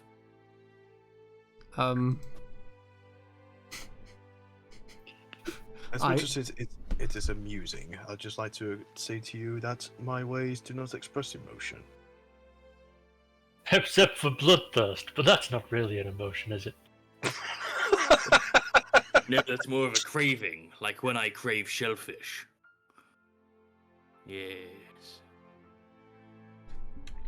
Shellfish, you say? Yes, shellfish. Lovely. Anyway, let's climb a mountain. Okie dokie.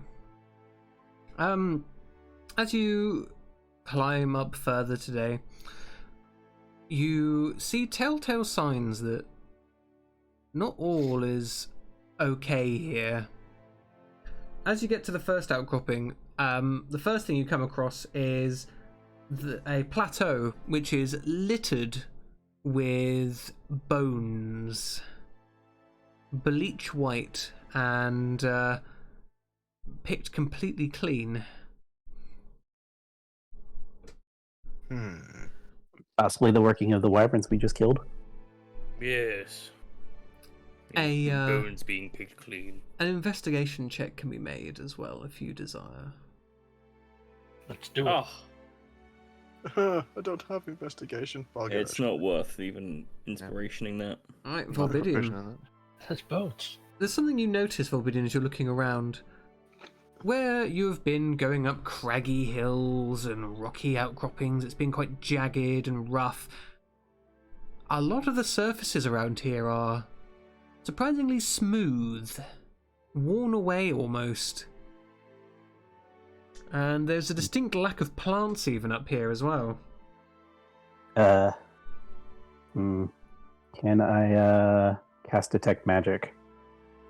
Yeah, you ritually do your detect magic, and as you look around, you don't see any signs of magic nearby. This is very weird, guys. This is a kind of worn out land. I don't know how to explain it. There's no magic coming from it either, so I'm not sure what's caused this. Oh, Called erosion. no, it's probably worked by all the giants that live up here. Large, bluish-looking people. They look cold. I saw them a few days ago. You saw a giant. Well, he looked quite small from the distance, but yes. And you didn't tell any of us this before we went up the mountain. Well, you wouldn't want to go if I told you. He does raise a point. But of course we would have. We mindlessly follow orders for people that promise us gold. Well, I mean, we will be able to see a giant in the distance, I would assume. If you pay Depends on if attention. you close your eyes. I can assure you I had my eyes open almost the entire time. You were falling asleep on watch again. I was blinking for an extended period of time. Yes, I also blink hours at a time. You see? All perfectly normal. So, with that in mind, are you going to continue to climb? But with this new Yes. information, does this look like a footprint then? No, Okay. no. Does it look like that stone from that Rakshasa man? Is that I'm having like a weird did we go to like a cave or like a very very unnaturally formed cave? Nothing Am I- like that. am I No. imagining that? No, okay. Okay, I'm sorry. My brain was like, "Er?" Mhm. Okay, Ooh. let's go. Okay, you continue to climb until eventually you come to a high spot indeed. The first thought that most of you have, I imagine, is who would build a tomb all the way up here? Because it's not accessible, there's no roads leading to it. But you get to this, it just looks like a big old archway built into the peak of this mountain. And it has runes on it that, in a language that none of you understand except for Badger. It's in Gnomish. My people. What does it say? Oh, sorry, what does it say? Oh my god! What does it say? What's in the box? Anyway. So you sort of brush your hands over the runes, which surprisingly are covered in no dust. In fact, everything around here looks almost eerily smooth, and yeah, it simply says, oh god, where is the phrase?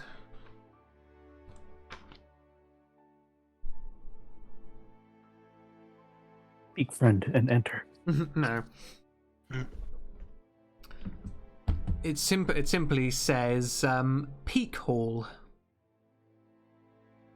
But I understand what that means. You think it's a name? Do I recognize said name? Nope. Okay.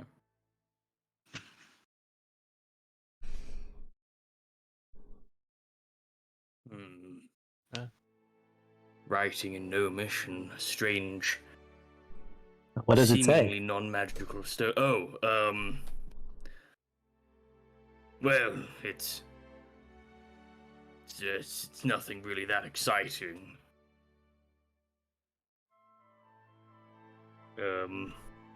Just a name. But what's the name? Well, it's Gnomish. I doubt you'd understand. You'd be actually, surprised. it's the pronunciations just come back to me. It's it says Peak Hall. Can I jack of all trades roll that? Ooh. Are you native to the Heartlands? Yeah. In that case, yes, you may. Which roll would you like? History? History, absolutely. Would I? Is this a thing all native? Well, I'm not proficient in history anyway, so. Unfortunately, Volbidian, you've never heard of this place before. Never heard of it. Yes, well, we're gnomes and things, quite private, really. Is this a role all native, all the Heartland natives can do, or is this? If you are proficient in history, then yes. Never mind then. Okay. Is there anything else that might give us clues as to what this is? No, not until you go inside, at least. Oh, so we can actually go inside. Yes, as I said, there's a big archway. It has Peak Hall written on it, and through the archway you see a corridor, a bumpy-looking corridor. But yes, a corridor.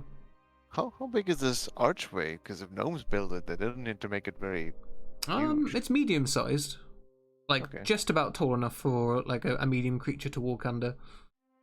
Well, no time like the present. And just start walking.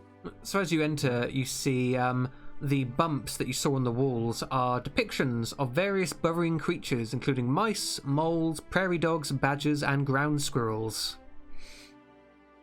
Badgers, you say? Interesting.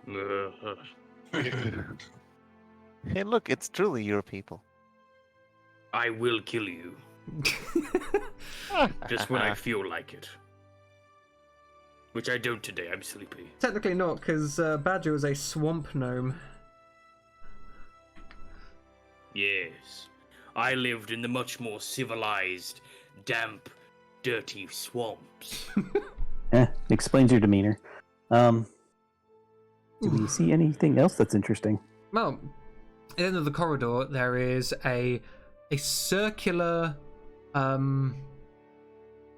circular platform or circular room with where you see that the center of the room has the floor is like separated, almost like a section of the floor has been cut out, and it looks like a platform one could stand upon, and there's a lever as well.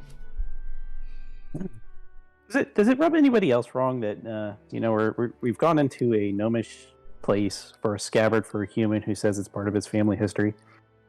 He told you when you entered that the scabbard had been passed on to an elvish hero, although that's not really adding up given gnomes. Yeah. Well, I mean, these elves. I mean, what are they other than just tall gnomes? They've even got the same gnome ears. So maybe they just misunderstood and gave it to a gnome, thinking it was an elf. Yeah. Do you want to pull the lever, They're Badger? not the brightest bunch, are they? Yes, all right, I pulled the lever. Okay. So you pull the lever and suddenly the floor beneath you jolts and begins descending into the earth with all of you atop it. You hear like the sound of gears as you begin. Did anybody else going get down. that sinking feeling? Sorry, what? I must admit, I'd rather stop paying attention from over the. Oh, we're going down. Oh! Right.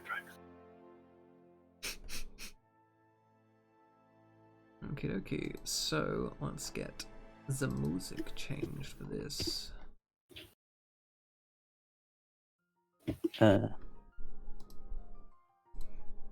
So as the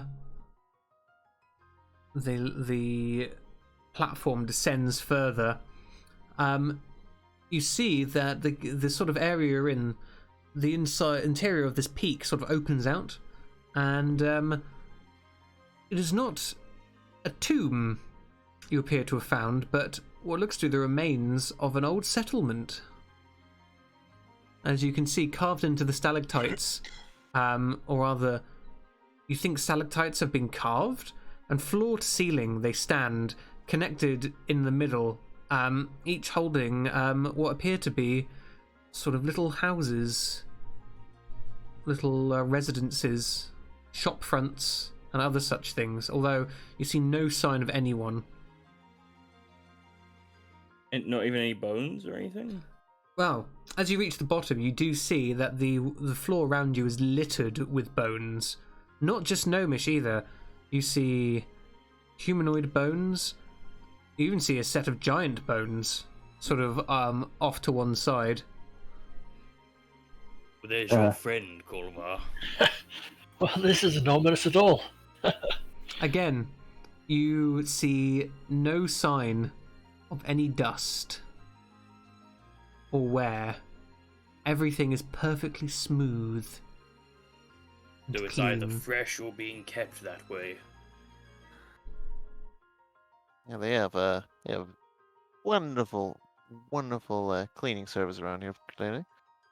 I mean, what else could explain this? Run this hand over the- just the usual things. Yes, the usual things. Shall we? We live in a world proceed? with magic. What do you expect? Points of Obsidian. He checked for magic when there was no dust around and there was nothing there. So I'm True. just gonna say there's a very dedicated maid somewhere, and But let's hope she's friendly. why don't I ritually cast Detect Magic again, just in case? Alright, so you wait for a bit and cast your Detect Magic once again, and no sense of magic within 60 feet at least. Whatever has been done to make this place look so natural and smooth and clean is not magical in nature. Block looks of obsidian. Well, Nothing. Absolutely nothing. knew it. You have to find this mage. She probably can tell us the way. Let's go.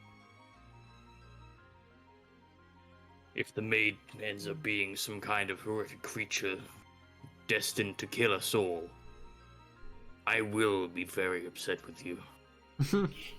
So I suggest you're upset with her then.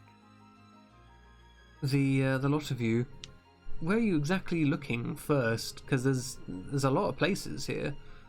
I'm going to go inside one of the buildings, have a look at... I want to investigate if there was, like, signs of struggle. Okay, then. Furniture being knocked about, anything like that, blood, that sort of stuff.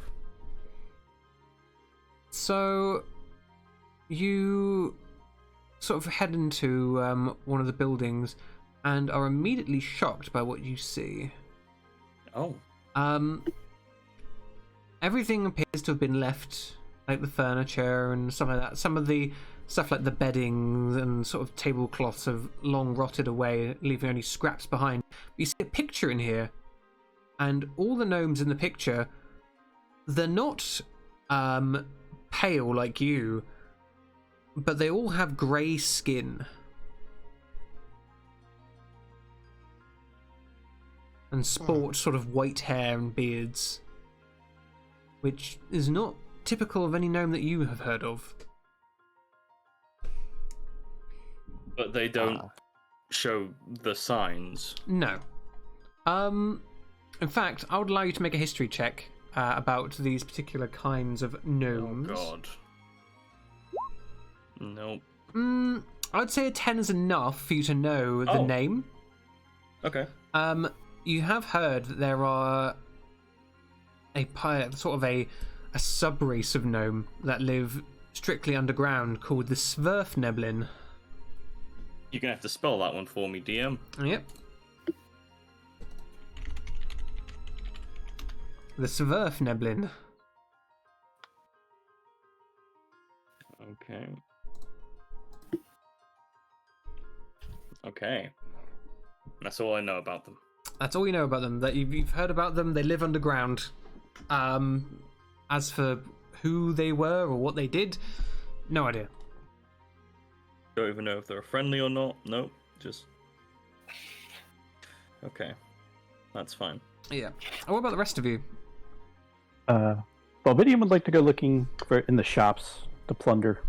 Might be able to find something useful. In that case, you find that while most of the goods have sort of long-aged weapons of rusted, foodstuffs and drinks have. You don't actually see any food or drink anywhere. None of you do, which is interesting. But however, it does appear that some of the other metals have been left intact. You do find some gold pieces. Nice. In the counter, or behind the counter, you find about 110 gold pieces. Oh, perfect. What else is there to explore then?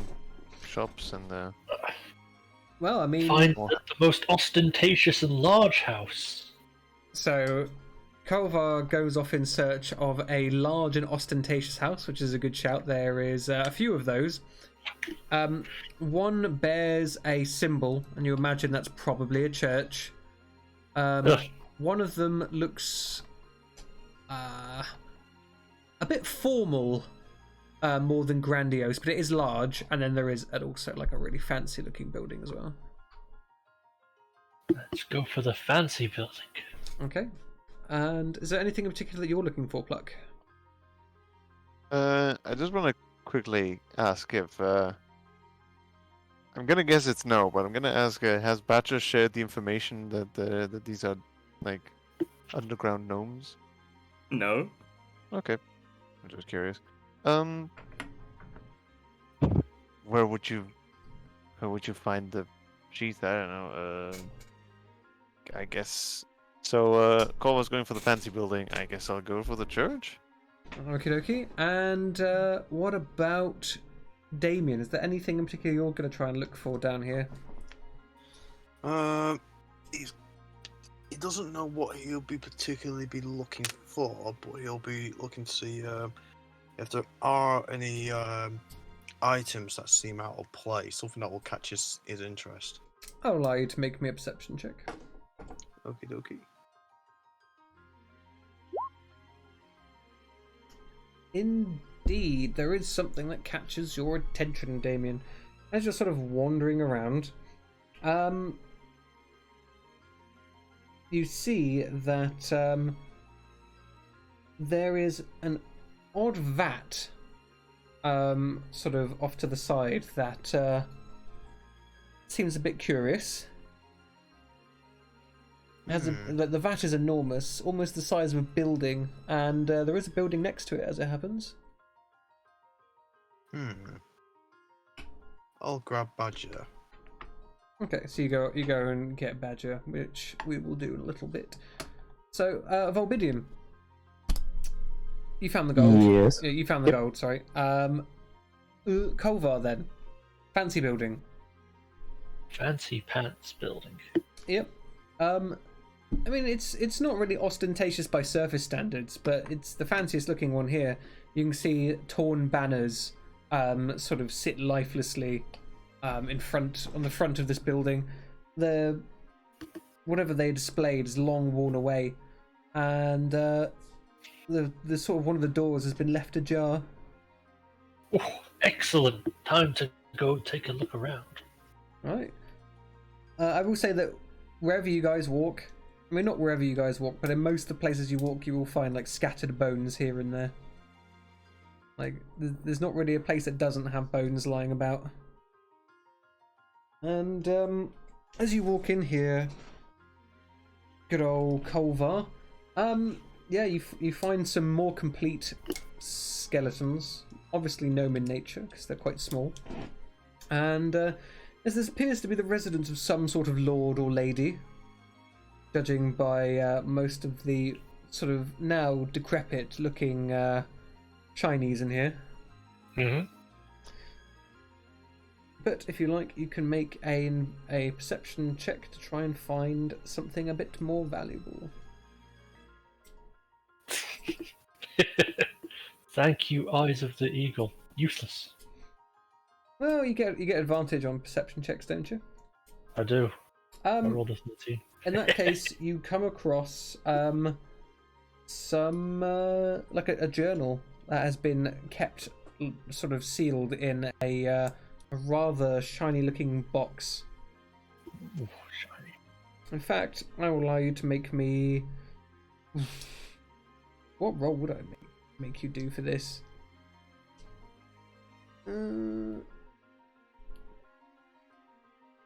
God, that is a bit odd. What are we doing with the journal? What are your proficiencies? Let's see, I've got Deception, Insight, Perception, Persuasion, Religion, Stealth, Thieves' Tools, Dice Set, and a musical instrument. I'll let you use your Thieves' Tools. Mostly as like your thieves' sense to see how valuable this is. Alright, that's good enough. The box appears to be made out of mithril. Very nice. Well, I don't have a pocket big enough for the whole box, I think, so I'm just going to have to scoop the whole thing up in both arms. Yep, and as I said, inside it you do find a journal as well. Is it written in common? No. Well, we'll leave it be for now. Okay. Pluck, you went to the church. Yep. Maybe a perception check as you approach the church. Should have had this ready. Boop. Yeah. Oh, Sounds about right. So you walk up to this church, and you're like, la-di-da-di-da, nothing is wrong, everything is fine, I am totally fine, everything's gonna be, like, really okay today. Everything's gonna be, like, just the best. And, Doesn't sound so encouraging when you say it like that.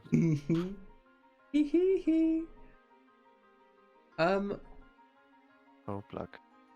What, does Pluck have anything on his hands? On his hands. Yeah. Does he wear gloves or anything? I don't think you would.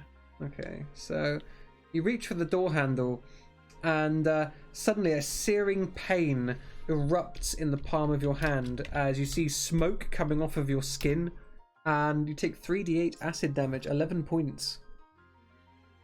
Oh dear. You sort of yelp and jump back, and as you sort of look up at the church, now with like renewed light, it looks shiny, as if it's covered in like a strange substance. He just Plug is all like blowing into his hand. Yeah, What in blazes? Yeah, you sort of rub bits off with the wand and prestidigitate yourself to remove the acid from your palm. It's left like quite a dark little mark on your hand, or it's sort of burnt away the top layer of your skin. But yeah, it appears this entire structure is covered with some sort of strange slime. Okay. So is it like translucent or Yeah. something? I mean, now that you're looking for it, you can see it. It's like this thick mucus that is, yeah, basically translucent. Could I swipe away some with Mage Hand? Yes, I will say you get your mage hand and you start like you remove some of the gunk from the handle, and the handle is now dry enough for you to grab it and pull if you so desire. Okay, so it doesn't recover itself, so it's not sort of like perma. No, It's more like been left jelly, here. I guess. Ish. Hmm. I mean, as in like it's solid enough that it doesn't sort of like it doesn't like keep cascading down or something. No, it seems fairly solid. Because Plug is gonna triple check that he's not gonna get like acid on the top of his hand now. Yeah, yeah. Very carefully, just gonna take a quick peek, like with one eye. Can you make This me a is- stealth or sleight of hand check, please? Oh boy. Should have called the party. Why Should did have I called even the try? party. Now you're gonna Stealth? die. Hey, not bad. Pretty good. Yeah, you manage to open it just a crack, and you see, like when you separate two pieces of melted cheese, and there's like all the strings. Yeah. Like you see the strings of the strange slime between the two bits of the door, and beyond it, you see this strange abomination. It looks like a skeleton that has basically a cloak of this strange sort of purple-red slime coming off of it. Except for the cloak of slime, like basically covers up its entire body, and like basically is like this enormous mound beneath it. It literally looks like a skeleton that's riding an enormous sort of glob of ooze, basically. It doesn't notice you, and it's sort of like you see it's sending out these tendrils towards the sides of the building and like wiping them down. Wiping the sides of the building. Yeah, it looks like it's cleaning. Ah, we found the maid. Quickly close the door softly. Give me a sleight of hand check now, please. Well, I mean, I can't get lucky twice, right? Right. Nope, Okay, I so cannot. you were stealthy opening the door. You managed to position yourself in such a way that you didn't make any noise. But as you close the door itself, unfortunately, like makes a noise as like the ooze like comes back together, and you hear like shifting of movement from inside the church. Bucket! Bucket! Jesus! Cheese! You Jesus, that was like the closest party member. You run the fuck away, probably towards Badger because he is the closest. And then we go to good old Damien as you go and find Badger. Oh no, I see what's gonna happen here. I approach Badger. Someone else approaches Badger. Everybody needs Badger. Oh, Look, okay. I know that everyone loves me, but please, I'm only small. Right. Badger, it appears that I have uncovered something that's rather peculiar. Would you come with me so I can just show you what I have found? Am I under arrest? No. Oh, good. I follow him. Right. So the two of you head over towards the building with the enormous vat next to it. Completely ignoring the very clearly distressed plug running towards me. Technically hasn't happened yet. Oh, okay, that's fine. It would be on brand though. Hmm. Yeah. Just here. Badger's just like, whatever. He probably stubbed his toe. Or... Stop making a scene. So yeah, you dramatization.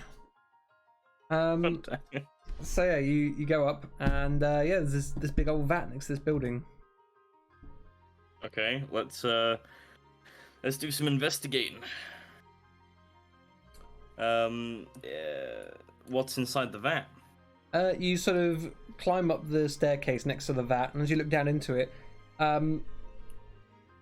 it's odd. It looks it's fairly clean. There's not really much in it, but you get this smell of intense damp from inside of it. If only I had Xander's nose right about now.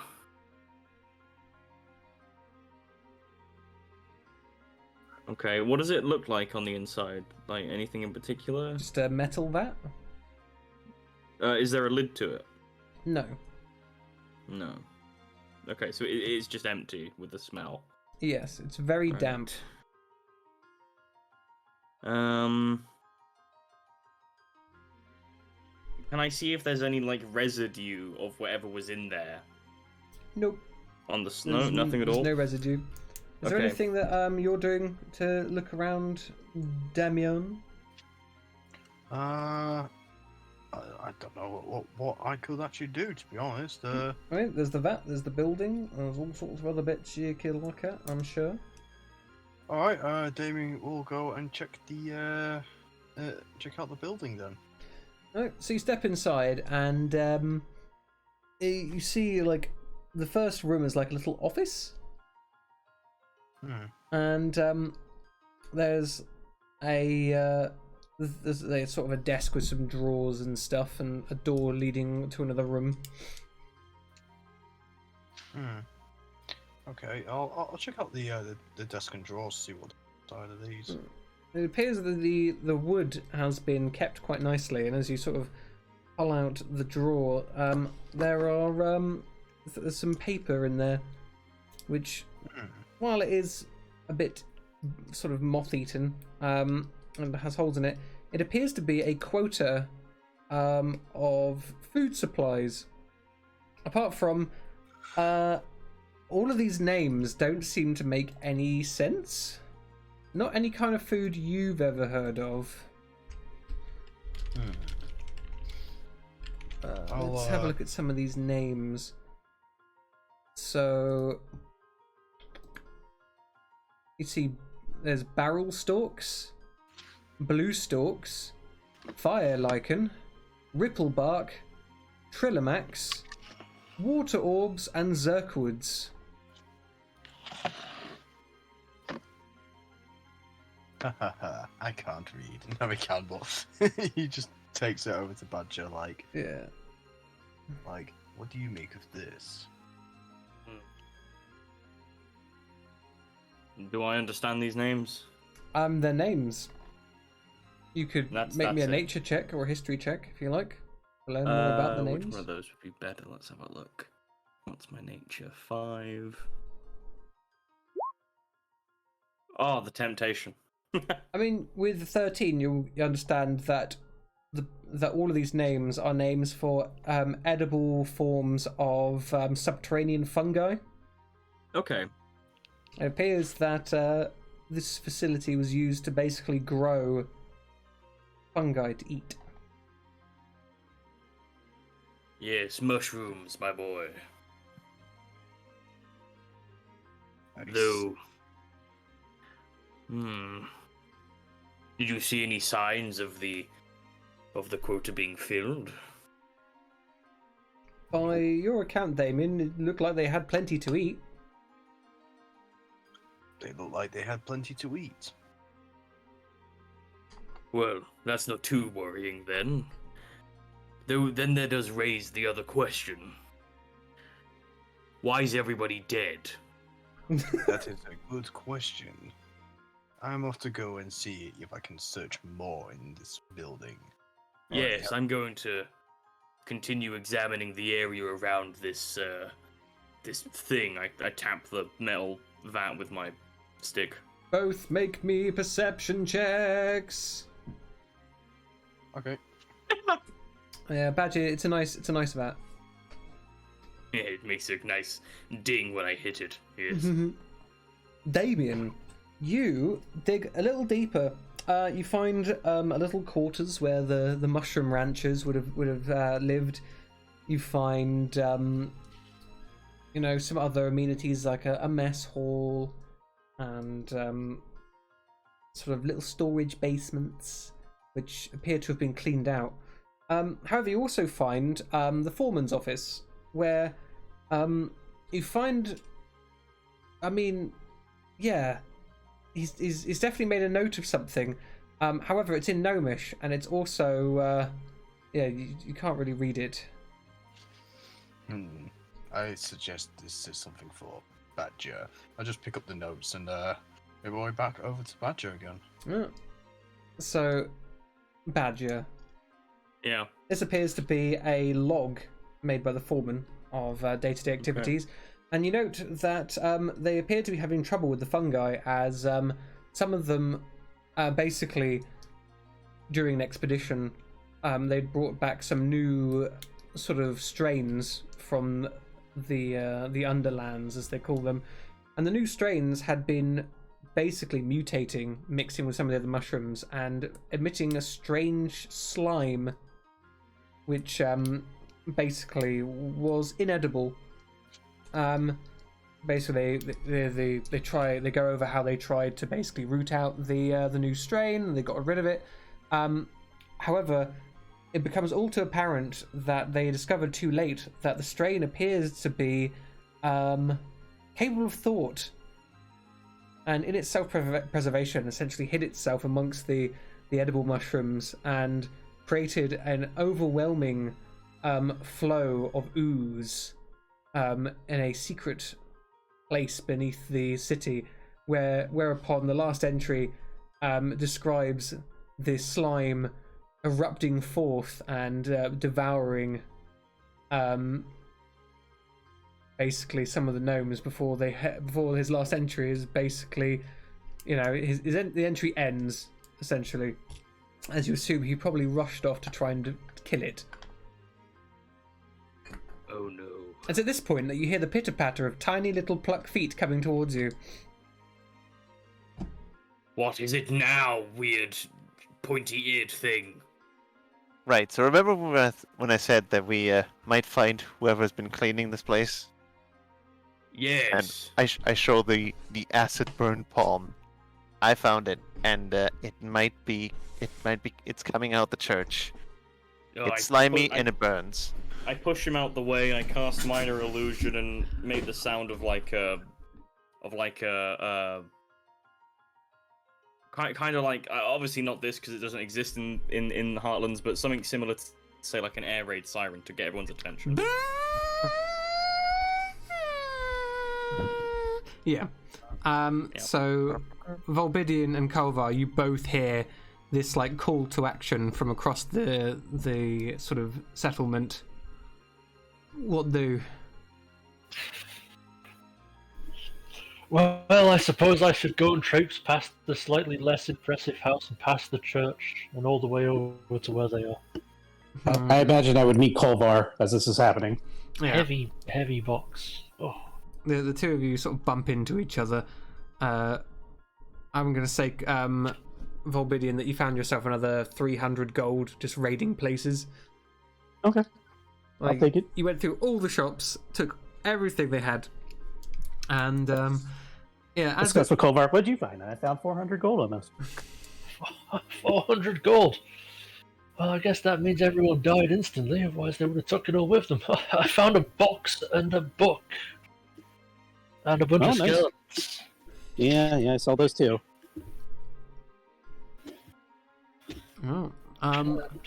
The two of you, as you're running over towards the sound, you see something. Running? Oh, Walking gently, thank you very much. as you are walking gently towards the sound, I'll allow you to both make a We're perception skipping? check. Can you roll mine for me? I'm outside with the dog. Sure. I walk gently towards the howling siren. Well, it might be dangerous over there, so I want to take a bit of precaution. Ah. I love Colbert. So both of you see this. You see that sort of like, as you're sort of walking past the church, you're about a street away, or up the street a ways. You see that the door is like bulging, and it sort of gets thrown open, and this tide of like pink, red, purple like slime starts like reaching out and dragging across the flagstones, topped by a rather unimpressed looking skeleton riding up on the top. Well, Pluck. Tell me more about what you found. Well, I described the creature, Yeah. and Yes. it seemed to have been wiping down the windows. Oh, it's probably nothing to worry about, just a sentient acidic slime that wants to kill everything.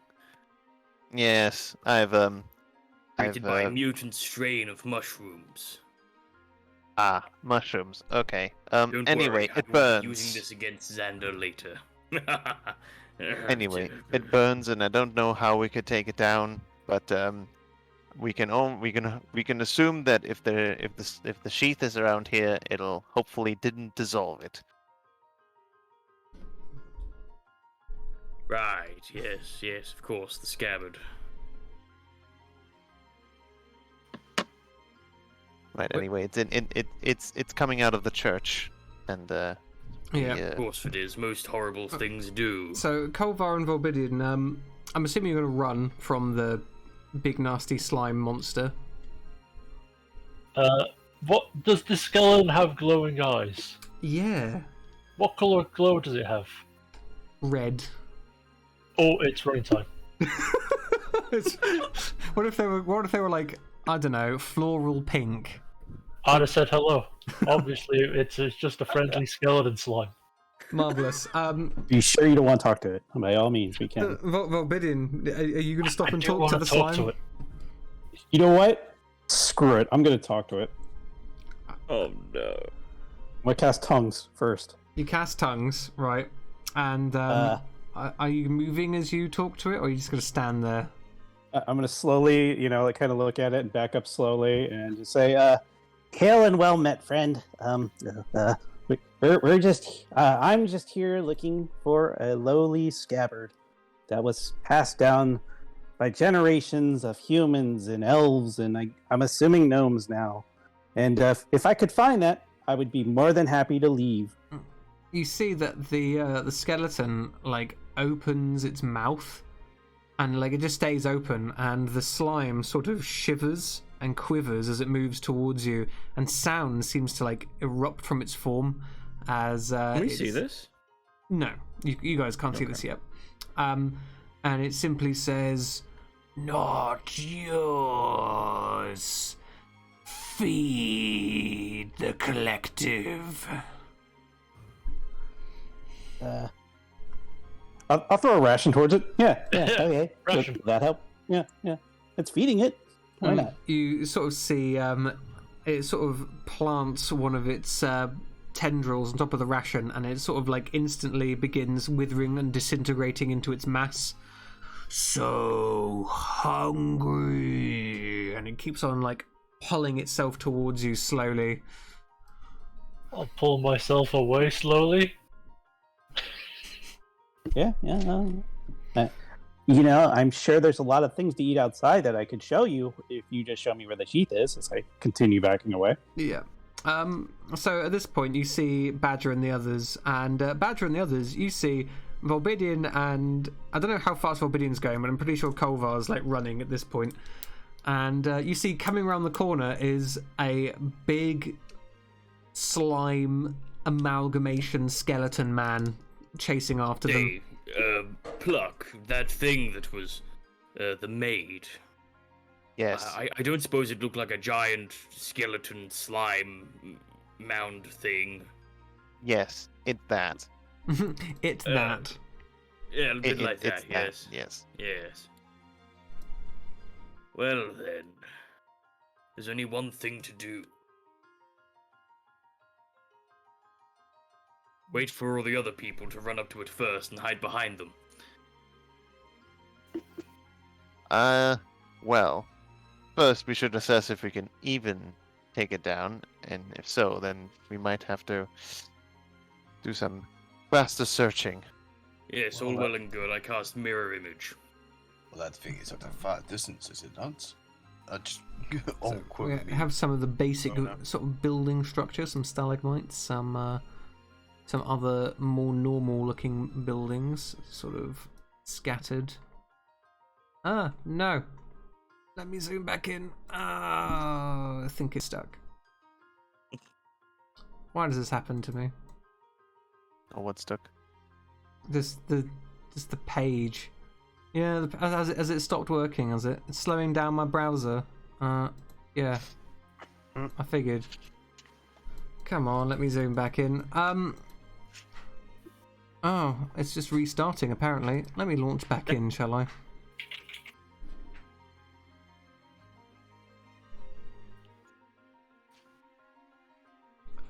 Yeah, sorry about this. So, yeah, you guys should prepare yourselves because Slime Boy's coming. You have I'll say a turn to make your preparations. Oh, I've already cast mirror image. Okay. I prepared to cast fire though. Wow. Can I see from this distance if Volbidian has a face of bravery or sheer terror? Here's a face of green. There's a face of green. Green with envy. Good enough. Wait. I see face of green. And then Face some of more green too. Face of green. So It's a face of terror. Excellent. Oh, I'm gonna very slowly and calmly walk towards them. Part 2, part skeleton. I'm gonna walk towards them until I'm about I'm gonna say 30 feet away from the thing. So where would that be? I guess I'll just prepare. Oh, actually, maybe wishbones. 45 feet works. So I'll walk slowly. you're gonna walk So towards about- it. Oh, I'm gonna walk to about 40 feet away. Yeah, you sort of see that as it approaches, it sort of cries out, "Hungry!" And I'm gonna speak to it in Gnomish. Yeah? And I'm gonna say, I bet this is a language you've heard before. Obviously not like that, I just forgot to do the voice. Mhm. Yes, indeed. I bet this is a language you've heard before. The slime does not seem to care. Roll me initiative. Fantastic. In that case, I don't care about killing it.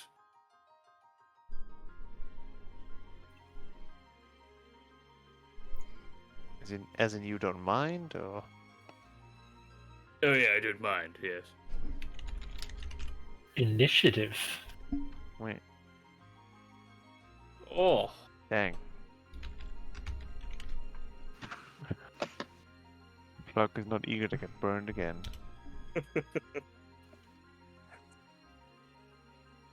This might actually be the best party to deal with a creature like this, so we shall see. don't say that, we're gonna disappoint you horribly. Yeah, probably. You didn't have to agree so eagerly. We're sure to win thanks to my superior speed. So, level 3 sleep. Here we go. Pluck, it's your turn, buddy. As in the Mine is distance, one you see initiative. this enormous blob coming towards you. Yeah, I've seen it before. I'm very far away from it. Right.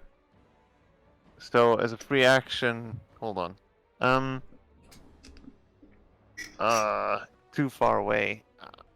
Hold on. How far away is it? Jesus. There's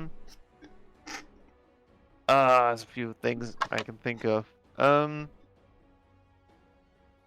Well, you know what? I'll just call out to Volvidian and say, "Hey, so if we can't kill it for some reason, we might have to, I don't know, look around for the scabbard. So prepare some detect magic or something. I don't know. I'm out of ideas." And gonna. He says it's not ours. Is that what? He said it's not ours. I disagree. So do I. I don't. God, It it's isn't ours. so We're just far. finding it for someone else. I'll allow all of you to make me an intelligence saving throw. Not against an effect, just to see which one of you would Boink. get this. Oh, marvelous! Whoa, Damien flexing on all of us. Yeah. So we haven't had one from Volbidian just yet. Also, 8 on your getting that intelligence saving throws, Badger. Yeah, sorry. Yeah, cheating. I've got 20 intelligence. He's a Humble wizard. brag. So, Damien, you think to yourself for a moment where you might find a relic such as the scabbard. If it was handed to a hero of old or whatever, you think. I mean, if it was anyone that you knew, they'd probably bury it underneath a holy place. Oh. Damon just goes ding, and it's like, oh, I think the relic could be under the church. You know from having been chased by it, Volbidian, that this thing isn't as fast as you are, so use that to your advantage if you like. What you doing, Pluck? Right. Okay, hold on. Did I move? I'll just move a little bit closer. So, I'm assuming it's not that fast. I move 30. And you know what? Why don't we make it even slower? Wah, wah, wah. Slow. Can it save? Can it save? Wisdom. Is it A wise? wisdom save. Does it have We're about any to find means out. of avoiding that? It doesn't, alright? Because this is gonna be pretty funny if he actually fails.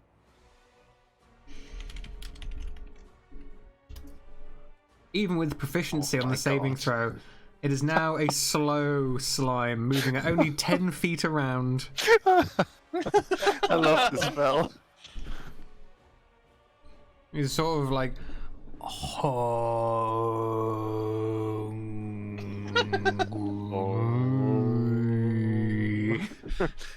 Alright, So slow it stops halfway through its speech. is that your turn then, Pluck? Yeah, that's me. Alright, Kolvar. Alright, let's get the hell out of here. Giant, creepy slime. Did I Damien sort of dash. tell everyone that this might be under the church, or did he mumble it himself? It's obvious. Damien tells everyone he does. Yeah. Okay. Just so we have that common knowledge. Kolvar, where were you when you started moving? I was over here. I cast Longstrider in my free turn, so I've got a dash of 40, 80 feet.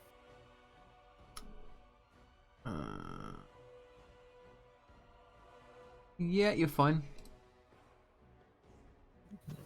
Volbidian. And that's my turn. You know, let's see here.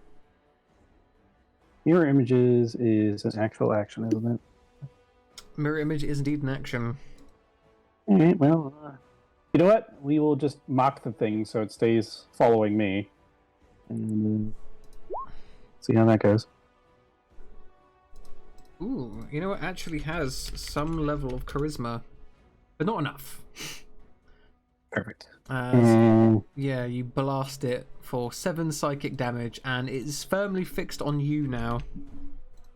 we're gonna move. The church is the big one, right, on the left. The church, I will put it on the map for you in relation to where it would be to you. It is here. And I will draw out some more sort of shapes, because, you know, I generally like... No, don't do this to me again, huh? Roll 20. And then the fancy looking building would have been the long one over here. And some more stalactites. Oh, geez, there's a lot of buildings I didn't see. Okay. Yeah, and then the formal looking building would have been up in this corner here. Nope. Rectangular shape. So yeah, that's kind of what you're working with. Okay, so one more time, the church is the one on the right now, the big one on the right. Yes. Okay. All right. I will and mark it with a star. There you go. Oh, thank you. what is that? It's Star. enough. Much better. It's a holy symbol. And I will move this way and tell everybody to. You guys go ahead. I think I might be able to take care of this. We'll see. Right. At the end of your turn, Volbidian, it's going to use its first villain action. Oh no. I would like you to make me a dexterity saving throw. As you walk away from it, it sort of winds up a tendril and flings it at you. Marvellous. Cool. You do not get grappled and pulled towards it. However, you are going to take half damage from the acidic spray. The resulting acidic spray. If I throw you some peanuts, would you do a trick? Yeah, that's a shitty vicious mockery. Thank you, generator. So you take 21 acid damage as it sort of lashes out and tries to grab you, but you manage to roll out of the way, only singeing yourself in the process. That's fine. You guys, go ahead. It's fine. I got this. Alright, go Badger. Unfortunately, Volbidian, this thing killed a town of gnomes. I will not just go by. Okay. I will move 25 feet, my entire movement, to have some semblance of cover behind this building. Okay. And with, 40 foot. This thing's made of acid. It burns. So let's see how it feels about cold. Let's see. A 12 hits it. Oh, wow, okay. For 11 damage. Okie dokie. You watch as the ray sort of cuts a line across its surface of its skin, and I mean, while the surface sort of hardens for a moment, you do see that the cold was not as effective as you would have liked. In fact, it's hard to tell whether you damaged it at all. Right then. That's my turn. Okie dokie. Damien. Damien's going to dash. He is. And he's going to be dashing towards that church, which is right over there. Marvellous. With that strange star symbol. So he has a running dashing speed of 90. So off he goes. So 5 down to 25. Monks. So I've got to try and calculate this one correctly. So it's got an extra 65. You can get all the way here. Yeah, off he goes. Running. Marvellous. Yep. Alright, Ooze's turn. It uses an action.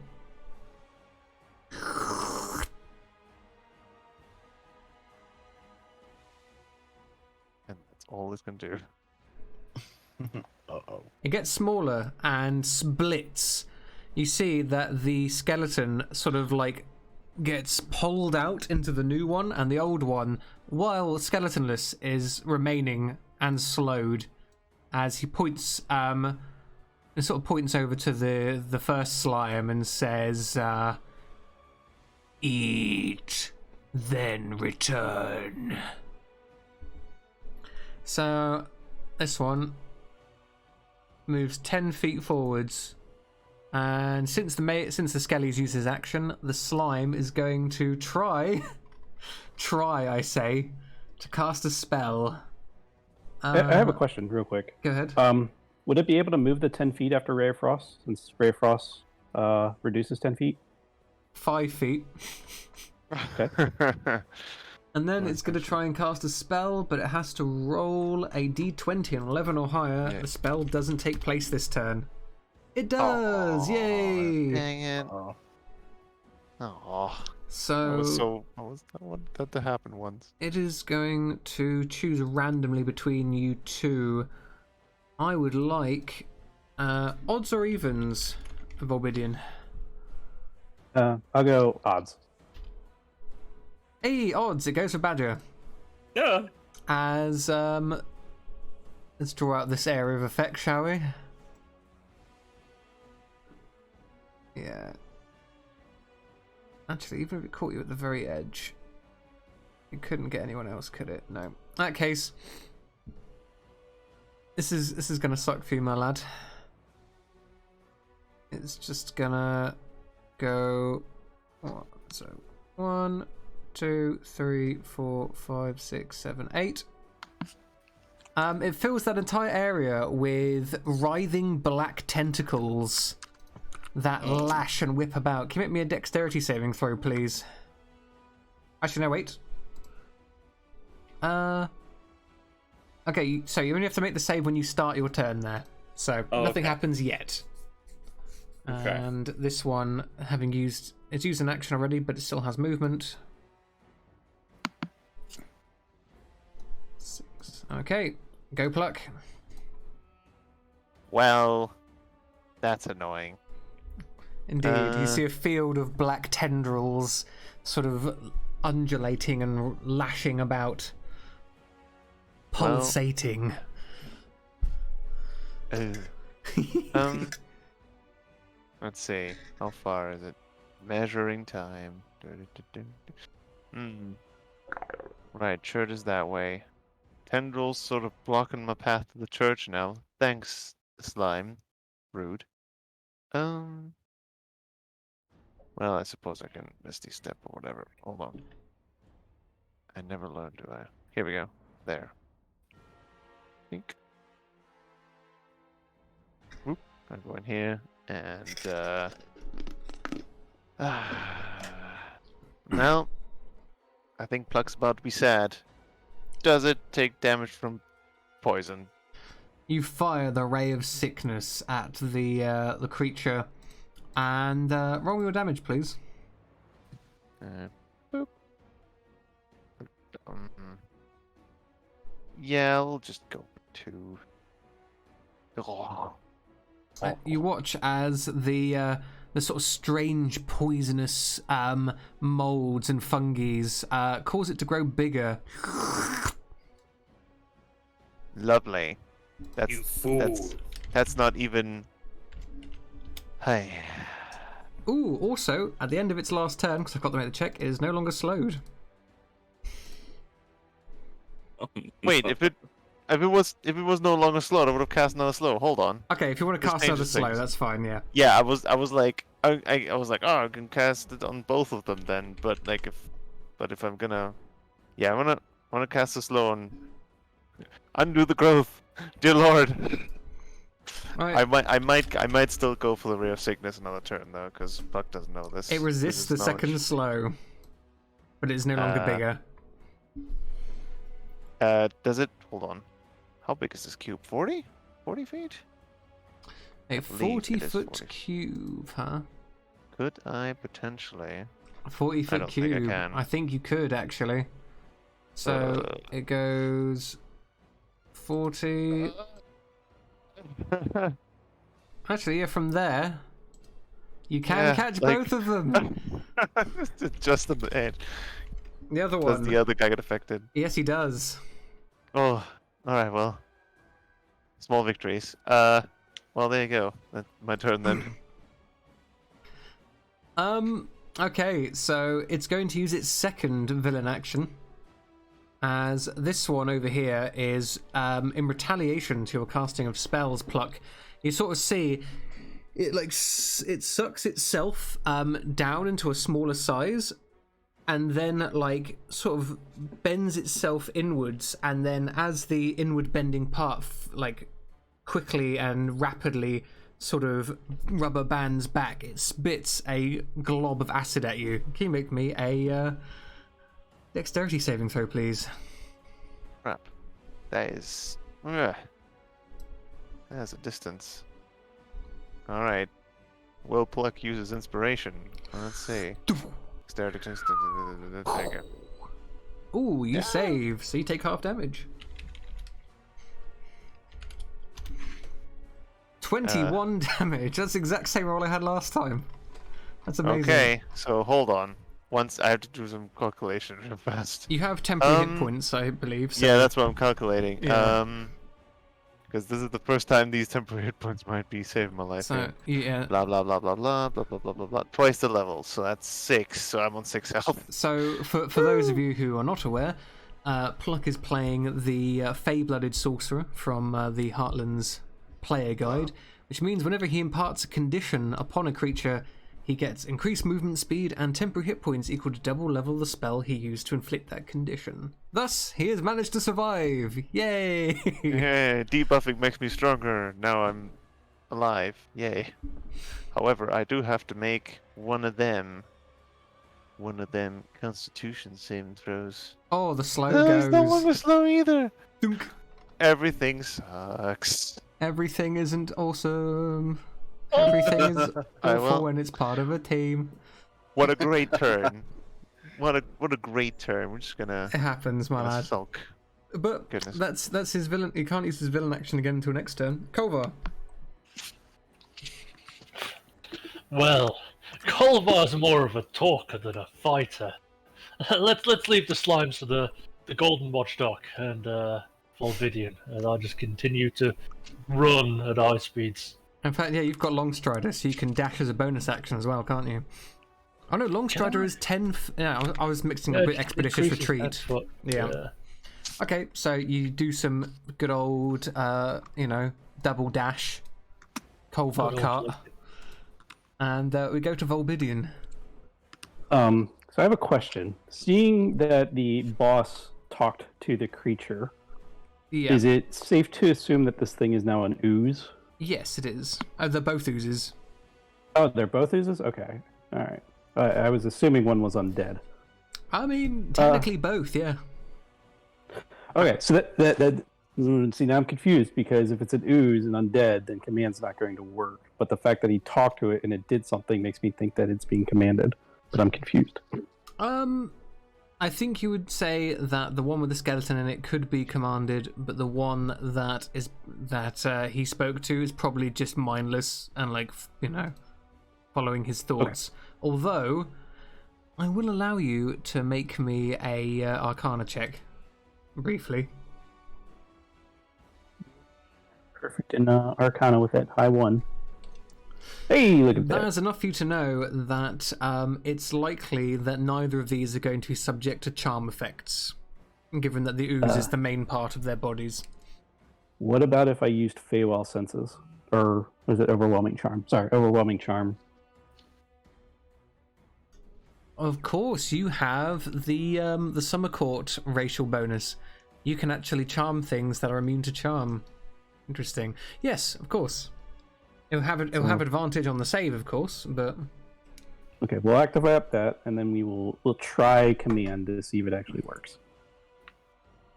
Command. So, using the power of your Fey abilities, you sort of reach down within the wellspring of your wild powers, and you force your will upon the slime in front of you. What command do you call out to it? Wither. Wither. Ooh. Mm-hmm. Okie dokie. So it doesn't have the skeleton's bonuses anymore, so it fails miserably, and it sort of just bubbles down and sort of basically goes as close as a slime can go to prone this turn. And yeah, Works for me. For its next turn, it's just going to sit there and do nothing as it And I'll tries give to a wither. bonus action to pluck. Or not bonus. Bardic Inspiration, I'm sorry. Bardic Inspiration to pluck. Lovely. Hey Badger, maybe a dex save. You see a tentacle damn right coming I straight can. for you. You're damn right I can. Alright, you managed to dodge it. You take no damage and don't get restrained this turn.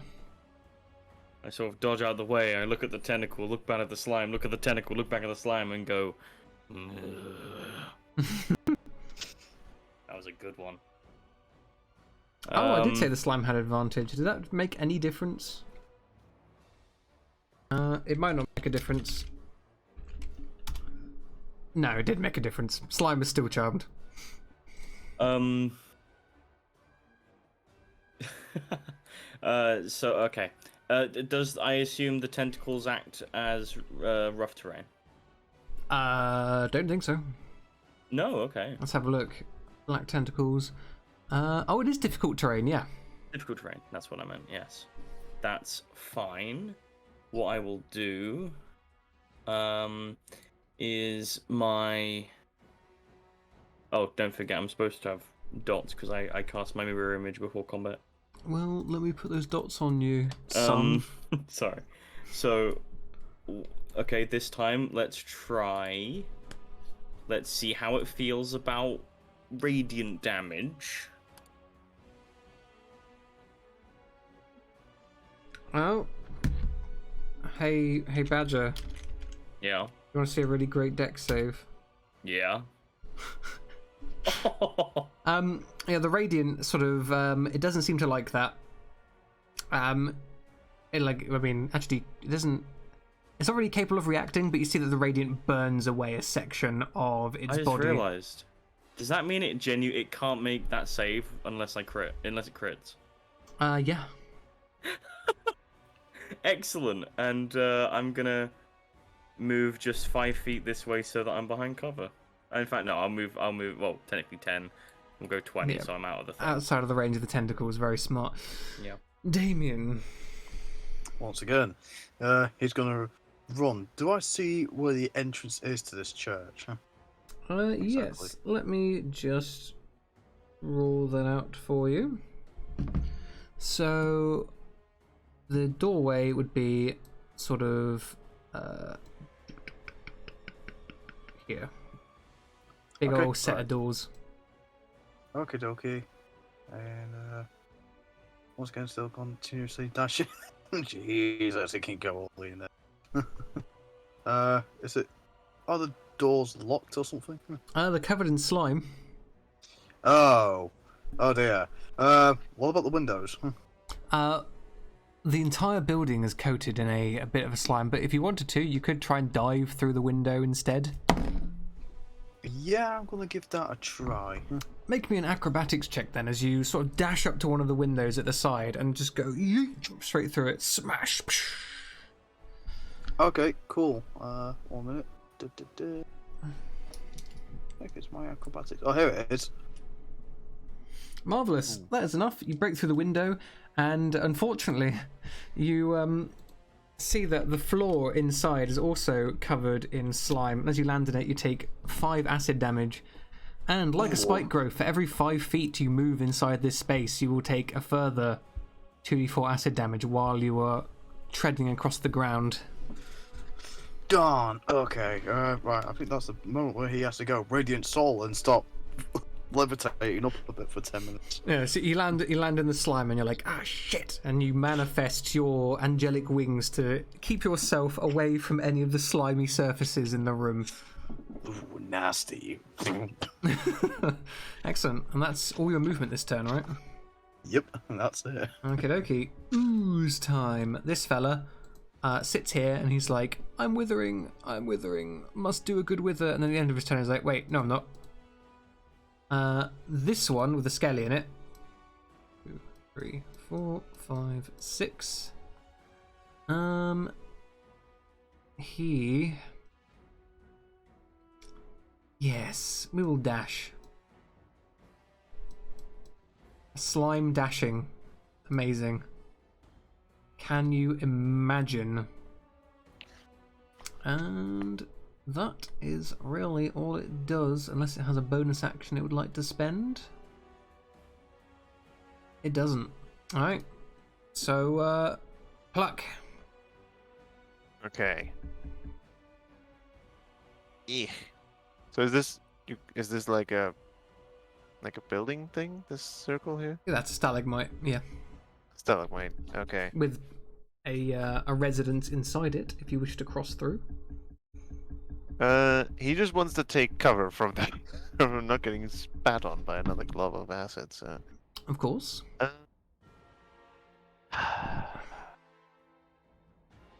Been a while since Pluck been this hurt. Okay. How about?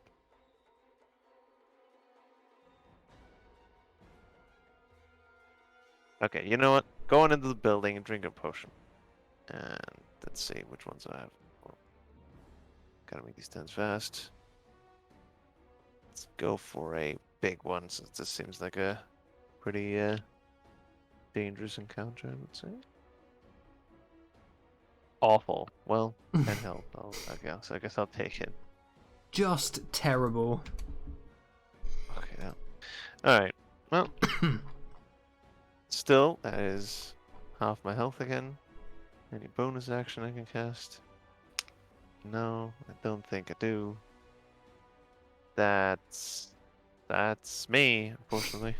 Okay, yeah, it's fine. Sometimes you gotta manage to rest up. Kolvar. Well, I see Mr. Many Actions has drawn the slime back to the church, so I'm going to have to dash in a different direction. That's fine. I'll go to about there. Badger looks fine. Slime isn't really looking after me. I'll cast Mirror Image. Smart. Very smart. Okay. Volbidian. Let's see here. Alright, well, we'll start off with a healing word on myself. Just because we'll do it at level 3. Oh, 20 heal. 20 healing. Dear lord, from a healing word, that is very impressive. And then I will Vicious Mockery that thing. Oh, more mockery. Nah. Oh, Yes.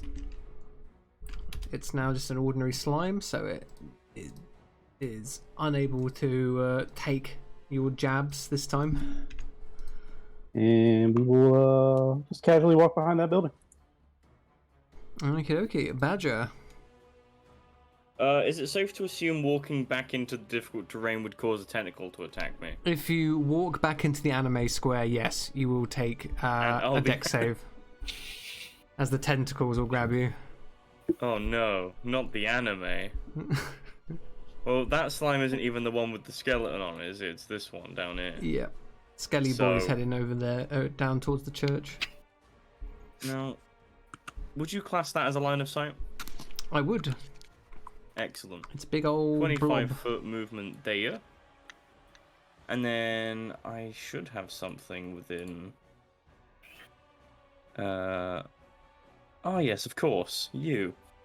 Let's go for... it's a piece of jelly. What would work against jelly? I can't make Chromatic Orb Radiant, so... Let's go for... fire. Fire! Well, you hit. You conjure up your first level. Your usual burning ball of flames, and as the flames sort of grind against the slime of this creature, you see that most of it sort of gets extinguished before scorching the surface, although you do some damage. Excellent. The, Still very good research. the wet exterior of this beast appears well suited for taking fire damage, we will say. Damien. And that's Oh, yeah. my turn, yeah. So, Damien, you are alone inside the slime-covered church. Yep, and to find this scabbard. You could make me a perception check. Okie dokie, here comes the perception check. Can Damien... Ooh, excellent. You see that at the back of the building, behind the altar, there is basically, to most it would look like a statue, but you can see that one of the limbs of the statue looks, well, like it has motion, a range of motion it could be made to use. You can see there's like a gap in the stonework. Ah, okay. See about if that's a liver. Yeah, so you fly over to it, and I'm assuming you're going to pull the arm down. Yep. That is going to be 2 acid damage. That's okay. As you do so, a section of the floor opens. Nice. It looks pretty dry down there. I must go down there. Alright, you swoop down there and use up the rest of your movement, and you can see there appears to be a catacomb down here. At the end of this tunnel, you do see a sarcophagus that looks like it could be what you're looking for, but that is your turn for now. Cool. At the end of your turn, the ooze will use its final villain action as the skeleton sort of raises its hands into the air in frustration, and you see like eldritch energy pouring off of the skeleton's body as it gains the ability to cast spells as a bonus action Oh. for the rest of the combat.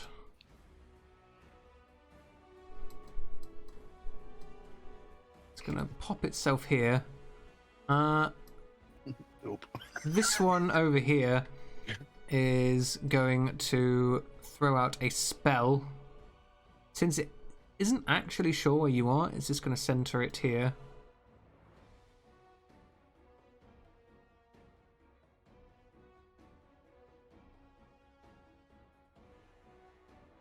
And I would like you guys to make me a Volbidian and Pluck. Can you make me wisdom saves? Oh, goody. Okie dokie. I'm going to use my inspiration. Yeah. Alright, so both of you are not affected by a slow spell Oh, as it tries to get you back. you dare. And that range. Beautiful. This one is, as a bonus action, yep, going to drop a spell on you two. Ooh. It cast 2 spells, that's cheating. Well, technically it's 2 different creatures. Yeah. So it's going to drop it. Wait there. What exactly is the area of effect for this? Oh, a It doesn't have 20-foot one, so- sphere. No. You're reading it all wrong. So, 60. So, okay. That area becomes filled with like this green vapor that burns your skin and your lungs. Can you both make me a Constitution saving throw as it drops a cloud kill on you? Jeez.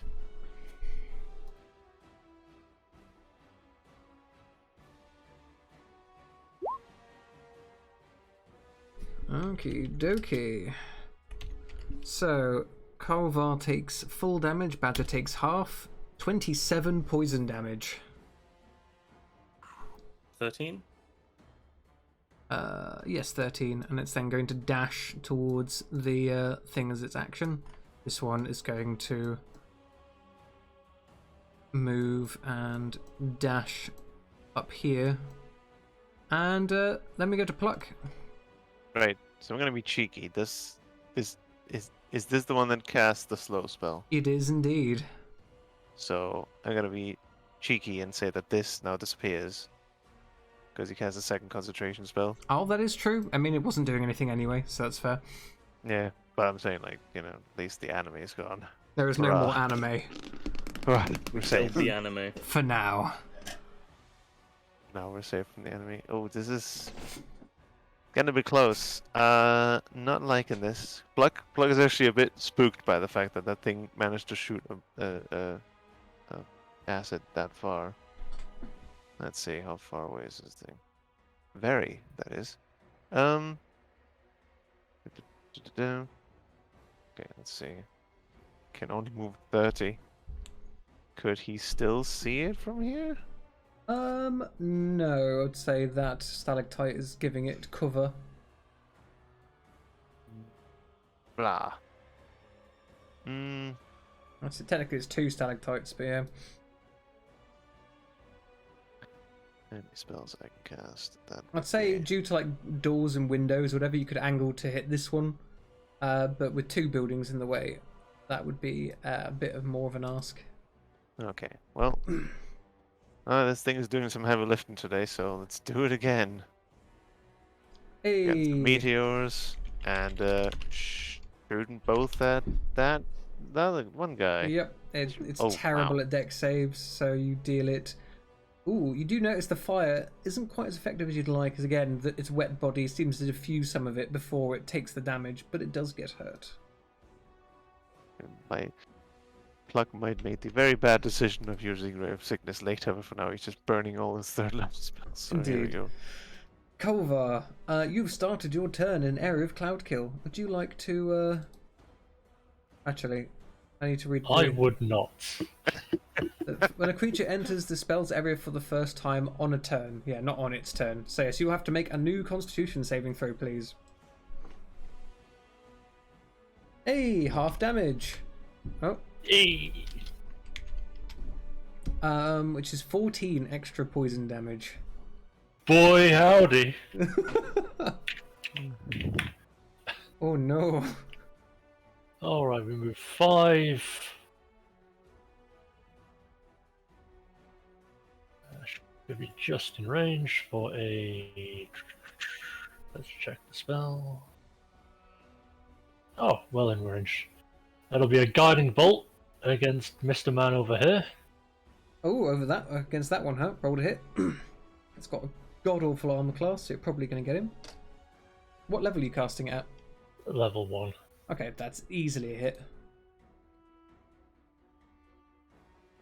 Okay, the radiance that you summon appears to be especially effective, and like the bolt like pierces straight into its core and then like explodes on the inside, lighting it up. And oh yeah, it I'm gonna yell, focus that one! We'll ignore the other one. And then I'll use the rest of my movement to escape the Cloud Kill's area of effect.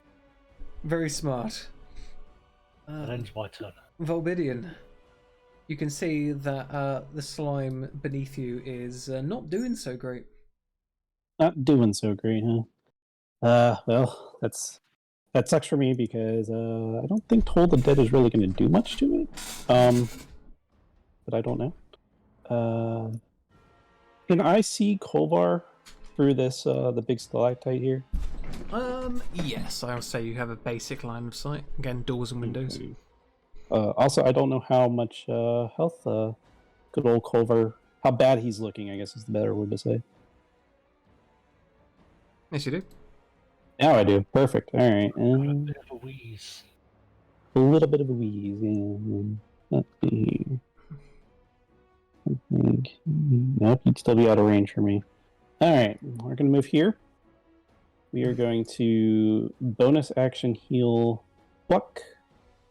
Hi. Hey, For 15. Nice, nice. 15. Like it. And why not? Let's try Tolling the Dead. You told that dead, son.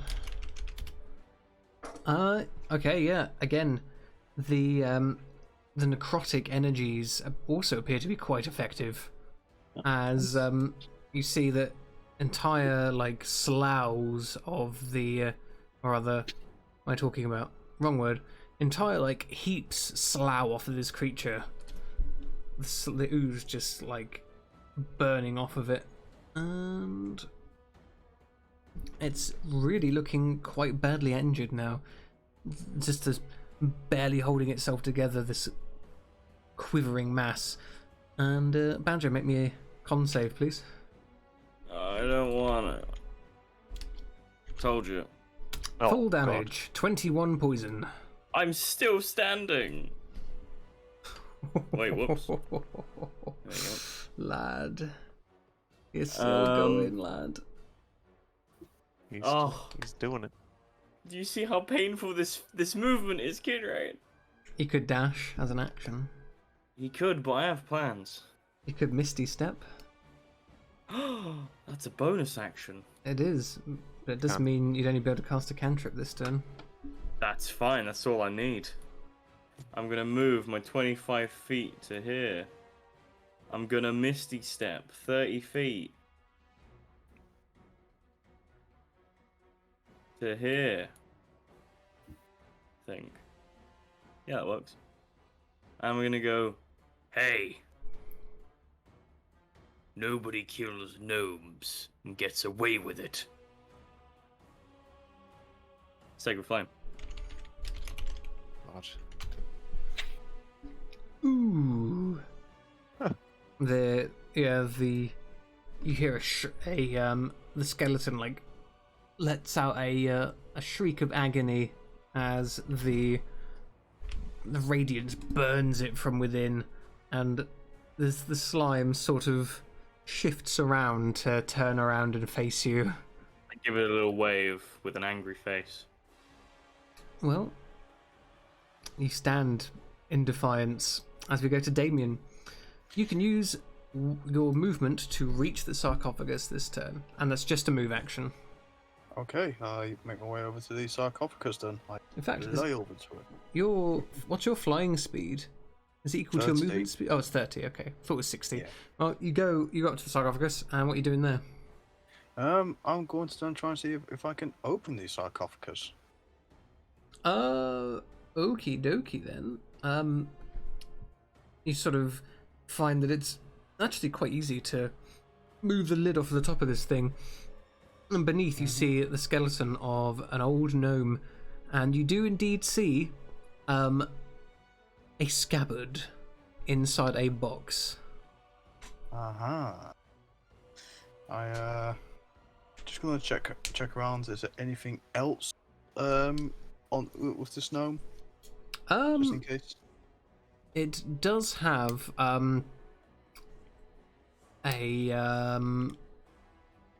a scintillatingly, well, it's a monocle that shines with many colours, sort of like not on its face, but like sort of resting off to one side. Okay.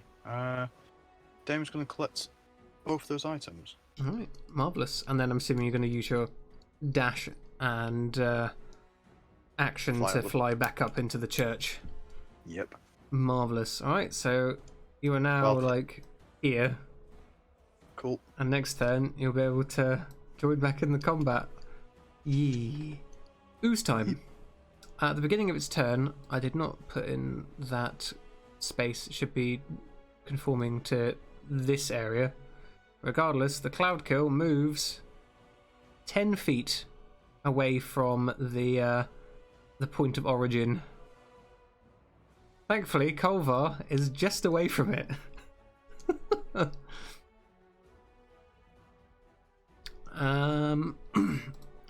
What is this boy gonna do? He's turned around, Badger. He's seen you. Good. You standing there in defiance. I'm not even shaking. Sure you're not, buddy. He's gonna cast a spell at you. Good.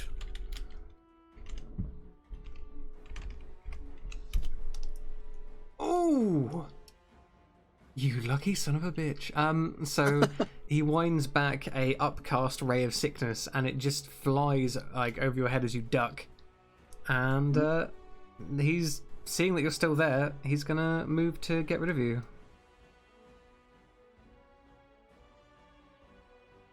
And what is the reach on his tentacles? He can hit you once. As he lashes out. And that's a hit. Does it hit a mirror image? It doesn't. No? I think it's low for mirror images. I'll go for it now. No. It is high, isn't it? I think that does miss you. When I have 3... Oh god, where is it? Yeah. If you have 3 duplicates, you must roll... it says a 6 or higher to change the attack target to a duplicate. Yep. Nice. So... Yeah, in that case it is higher. So one of your mirror images gets destroyed as this tendril rips through it and makes it disappear. I always forget how mirror image works. Yeah, so do I. And the one up here sees a Volbidian. Yes. The first thing it's going to do is, as a bonus action, it is going to cast a spell. Can you give me a wisdom save, please, Volbidian? Sure. There it is. Ooh, 5. Perfect. Oh dear. Would 15 save? You don't know.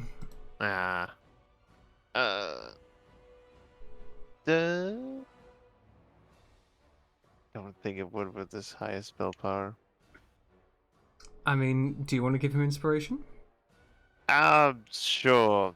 Okay, a Why not? 15 is just enough to save. And that means, Volbidian, you are not subject to hold person.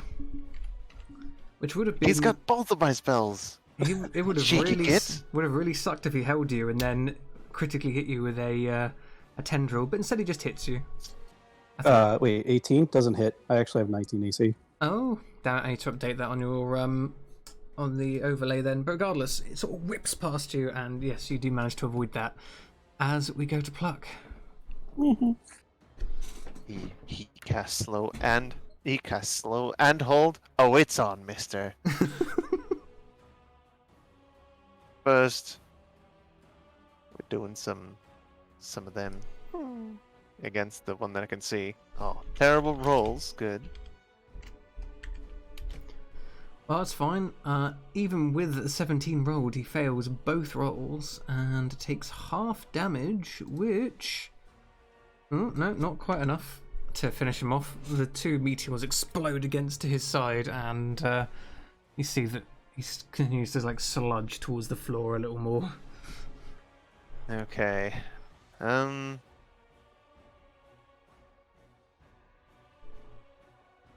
Right. I'm having a bit of a conundrum. Cause I'm just gonna roll something real quick.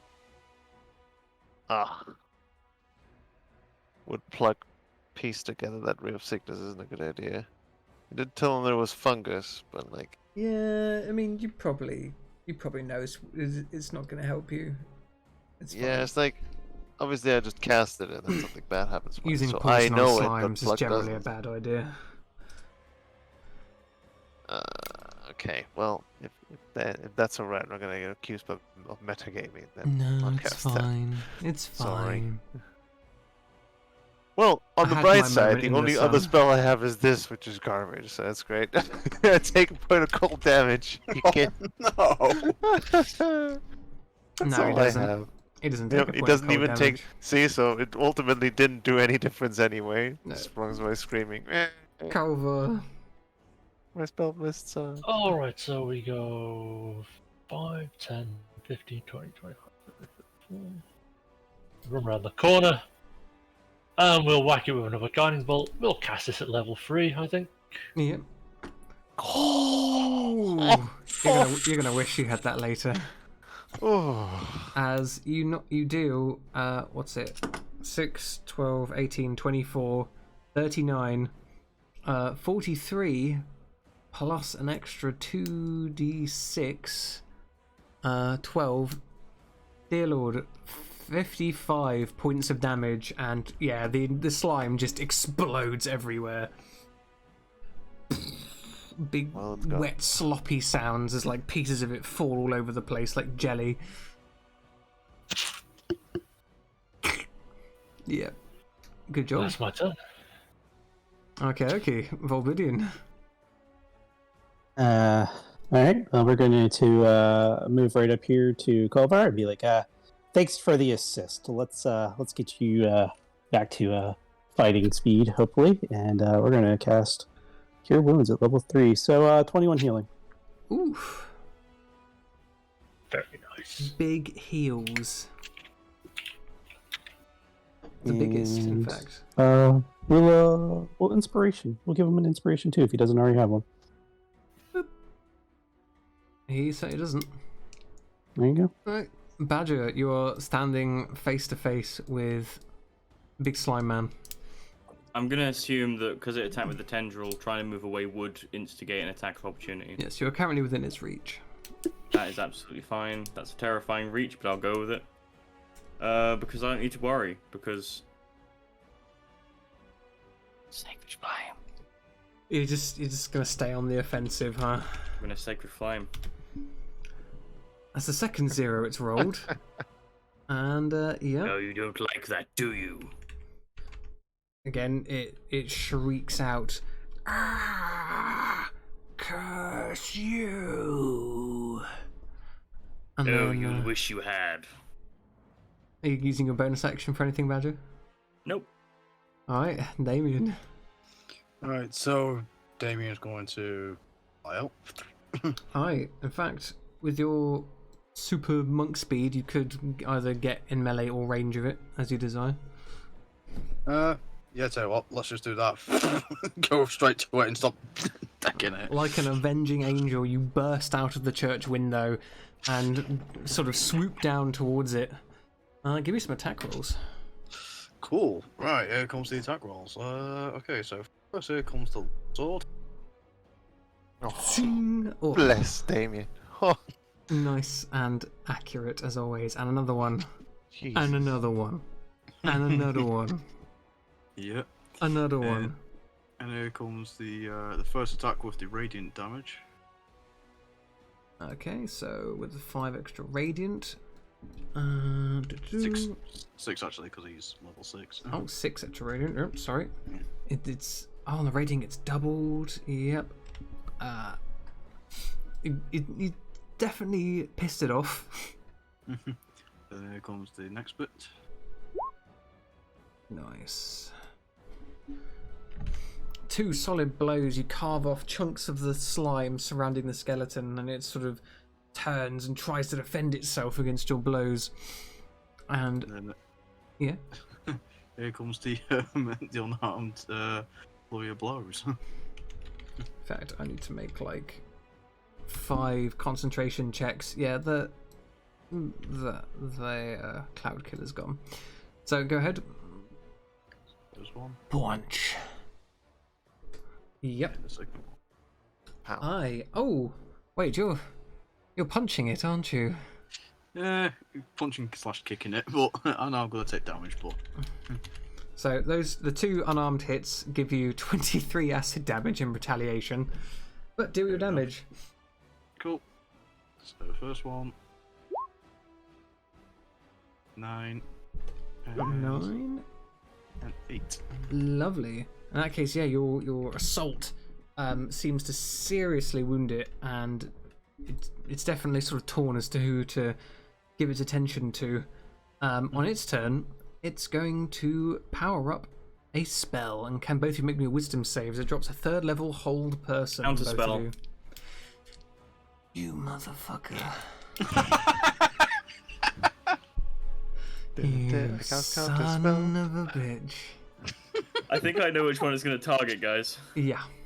Oh yeah. I'll give it another little wave. Slap. A bit angrier. Oh, Hits you this time. ow. Oh dear. Yeah, it does hit me this time. Well, I'm going to keep my fingers crossed that this doesn't kill you, Badger. I'm gonna keep my fingers crossed. We can revive him, it'll be fine. Yeah, but expensive though. So. Oh boy. If anyone has an inspiration to reroll a potential crit, now will be the time. 46 acid damage. Hang on, let's work it out. So it has to be if it's negative my max hit points, I'm dead, right? Yes. Okay. So I think that is enough. Oh no. Ladies and gentlemen, rest in peace, Badger. Unless one of you has a revivify.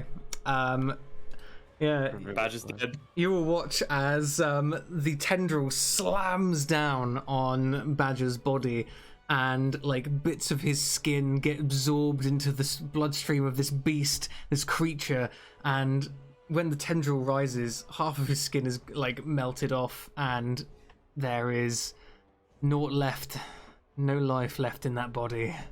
I will bow and mute for the remainder of the session. I mean, they still have a chance to revive you if they've got the spells. We'll see. Pluck. Well, I'm gonna be sat here, don't worry. Well. Alright, well. F's in the chat. F's in Black the chat. hasn't seen this horrible scene, so he won't be scarred for his entire life. Oh, it's gonna... Hold on. Hold on. How far am I? Please be... Oh, no. My spells don't reach that far. Don't you have extra movement from your Fey features? I haven't debuffed anyone recently. Yeah, you get the movement for a while, I think, don't you? Or is it as long as you have the temporary hit points? I believe. Yeah, it's If I temporary hit didn't points. Yeah. remember. Okay, fair I enough. think yeah. Yeah, those... That everything got removed, so... You're still in range for meteors. Yeah, that's what I'm gonna do, but apart from that, I have to see what I can do. Every little helps. Pew. That's not too bad rolls. Jesus, alright. No need to flex with that 15. That's amazing. Wait, does it actually critically save, or is It does, still not yeah. save? Okay, so a So, crit does save. The 6 even if becomes a 2. Okay. And... Let's see. So... What could I shoot at this distance? No, which will don't work. Ugh.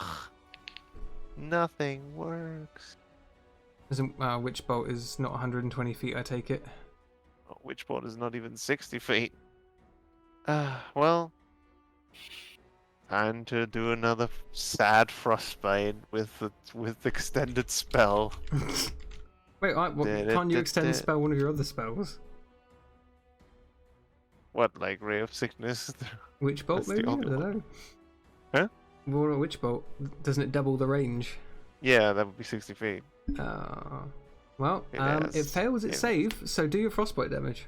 Why did I... There you go. Boop. Nope. Hey, Did it again. A little bit of okay, no, damage. Every little helps. It Culver. is just 1d6. It's also debuff. Hooray. Oh, you do an extra Alright. d6 because high level cantrips, so we'll add Well- on to that. Badger didn't listen to me, so we're gonna have to...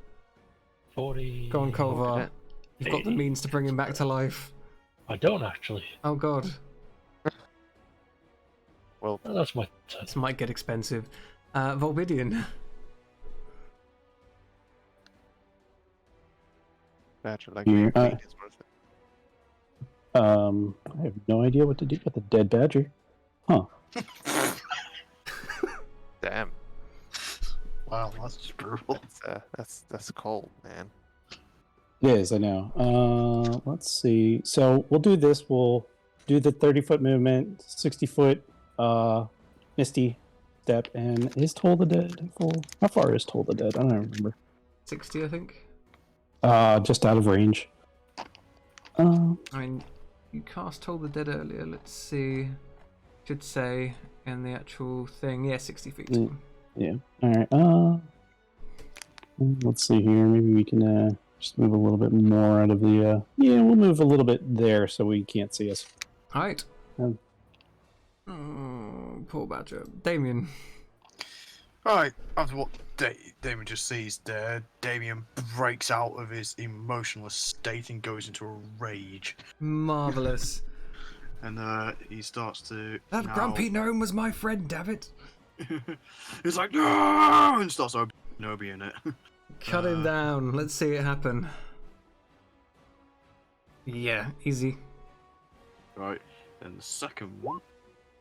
Oh yeah. Ooh Uh, yeah. So there's the first bit of damage. It's going to take 12 Radiant. from your radiant consumption, plus a further 8, and then your second damage. Cool. The second damage. I'm going to So, spend a key point to actually Damien. to do his monk thing to add an extra d6 to it as well. I'd like you to describe to me, Damien, how you killed this creature. So Damon's like pure rage, and he's just then starts swinging his sword wildly, where he starts just slashing it down so much to a point where it's just small little bits of just gelatin blocks. Yeah. Into ribbons. Nice. Yeah. Like, even the skeleton on the inside, you eventually carve through to it and just, like, send the bones flying. And the entire ooze just ends up turning into, like, pale liquid that sort of just spreads out on the floor. It is well and truly destroyed. And Damien's just then like, he's just stood there panting, and he just then stops to then regain his composure, and then he just retidies up his hair to then straightens himself out, like, back to like the Damien that everyone is used to seeing. Yeah. So, after the cries of rage echo throughout the cavern, gentlemen, what are our next steps? Does Volbidian have a spell? Well, That's the answer. I let's do just. not. Damien, I'm sure you left us all to die for a good reason. Do you have the thing? I didn't leave you all to die. I was hoping that you would keep the I fingers. asked you a question. Do you have it? He shows it. Give it here, you ape. He's so mad. Throws I it know. over. Right, well, let's hope this works. Because there isn't really much of a choice otherwise. It wouldn't happen to be diamond encrusted, would it? Funny that. The sort of the hilt, the sort of edge of this scabbard does have some rather fine decoration, and Hold you on. do manage to pluck some diamonds from it. Didn't we get a diamond from this Damien, guy? I was gonna say, Damien, some of us actually have diamonds. Yeah, yes, we have all diamonds. have diamonds. Yeah. That gnome guy gave us diamonds. We Yeah, thought, yeah, He like, gave me 150 GP worth of diamonds. I was like, I probably lost it somewhere. And even I've got a couple of diamonds on me. Still Yeah. got mine. We I- could still use it. I have 150 GP of diamonds. Okay, so you don't have to pry the diamonds Too out bad of the I'm not scabbard. trained in Arcana. I don't know this spell really needs diamonds. I'm going to try and channel the power of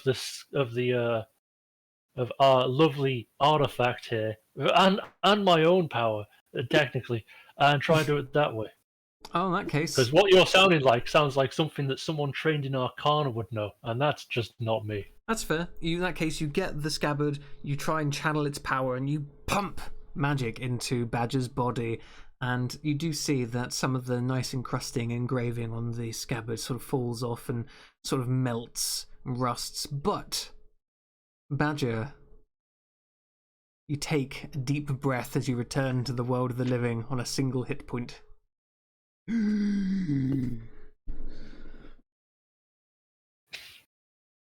Badger? Ugh. There you go. I hope You can- nobody tried to kiss me. Did you actually No. die? Yes, he goodness. did. When was I breathing? No. In a funny story, you didn't really have enough of your face to kiss. What? Oh, yeah. Funny thing about large acid monsters, they tend to scrape away. Yeah, Am I you okay do watch now? as the spell mended his flesh just a moment ago. Well, I'm sure you wouldn't believe me, but you look like you've got a lot more colour in your cheeks now than you did when you didn't have any. What? Really? I'm tired. I have a bit of a sleep. Of course, of course. David actually So, was going oh, yes, sorry. to approach Badger and then say, I found something that actually would suit your character, and then tosses him the monocle.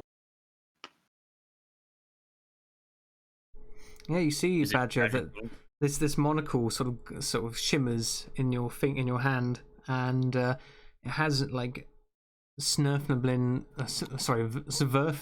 engravings, and it does seem magical.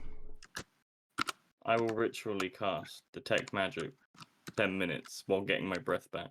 All right, Badger. So what you have here is the scintillating monocle, a singular monocular eyeglass that magically affixes itself to the user's brow. It seems relatively ordinary at first glance, an ornate golden frame with a glass lens. However, when the abilities of this eyeglass are activated, it begins to display kaleidoscopic colours to those who look into the lens from the outside. It was said to be created by a master illusionist who promptly lost himself in one of his own creations. This monocle gives a +1 to spell attack rolls and spell save DCs, and can be used as a casting focus. While a creature the wielder can see is trying to make an investigation check or intelligence saving throw against an illusion they cast, the wielder can use the reaction to grant disadvantage on the roll. In addition, illusions can be cast using the monocle as a focus, removing the need for somatic and verbal components provided the wielder can see the target's eyes. So I don't even have to speak to do my... Oh my god. As long as you can see someone's eyes, then yes. God, dying was worth it. Can't see my eyes. That is true. Yeah, it wouldn't work on yeah, Culver. No, Thank you, Damien. Yes. Yes. Thank you. My face is back, right? I can just say this. I just watched your death in front of my eyes. It brought the other side of me out. Not the way how I wanted it to go. That was pretty scary, man. You're usually pretty stoic. So, Indeed. Yes. Well. Let's not dwell on it too much. You know, I'm still alive, so. Just realised I haven't expanded the chat box since I restarted this. Oh dear. Never mind. But we shall end the session there, as it is getting late. You return back to Artos and give him the scabbard. He sort of thanks you greatly and grants each of you 750 gold pieces. damn, this man's loaded. It is all that we really have remaining, and we've bought all the supplies that we need. Feel free to take you'll it. be leaving then. Indeed. And I can see you do have amongst you a swordsman of sorts, as he sort of looks at Damien. I don't suppose... Are you fond of blades, my friend, or are you more of an archer? I see you have both.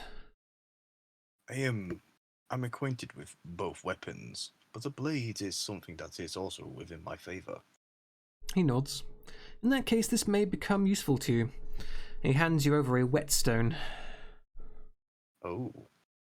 I haven't got its magic to work for me. Maybe it'll do something for you. I thank you greatly. That's, in your next downtime this, you'll figure out what that does. Indeed. So, for tonight's shenanigans, each of you gains 4,320 experience points. wow. Ooh.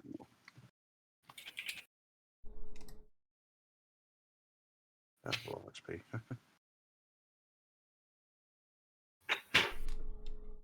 I'm finally level 7. See, you got to level 7 and got a magic item. All you had to do was die. Yeah. Hey, look, guys. Badger has died now. Surely this will change his entire perspective on life. No. That's fair.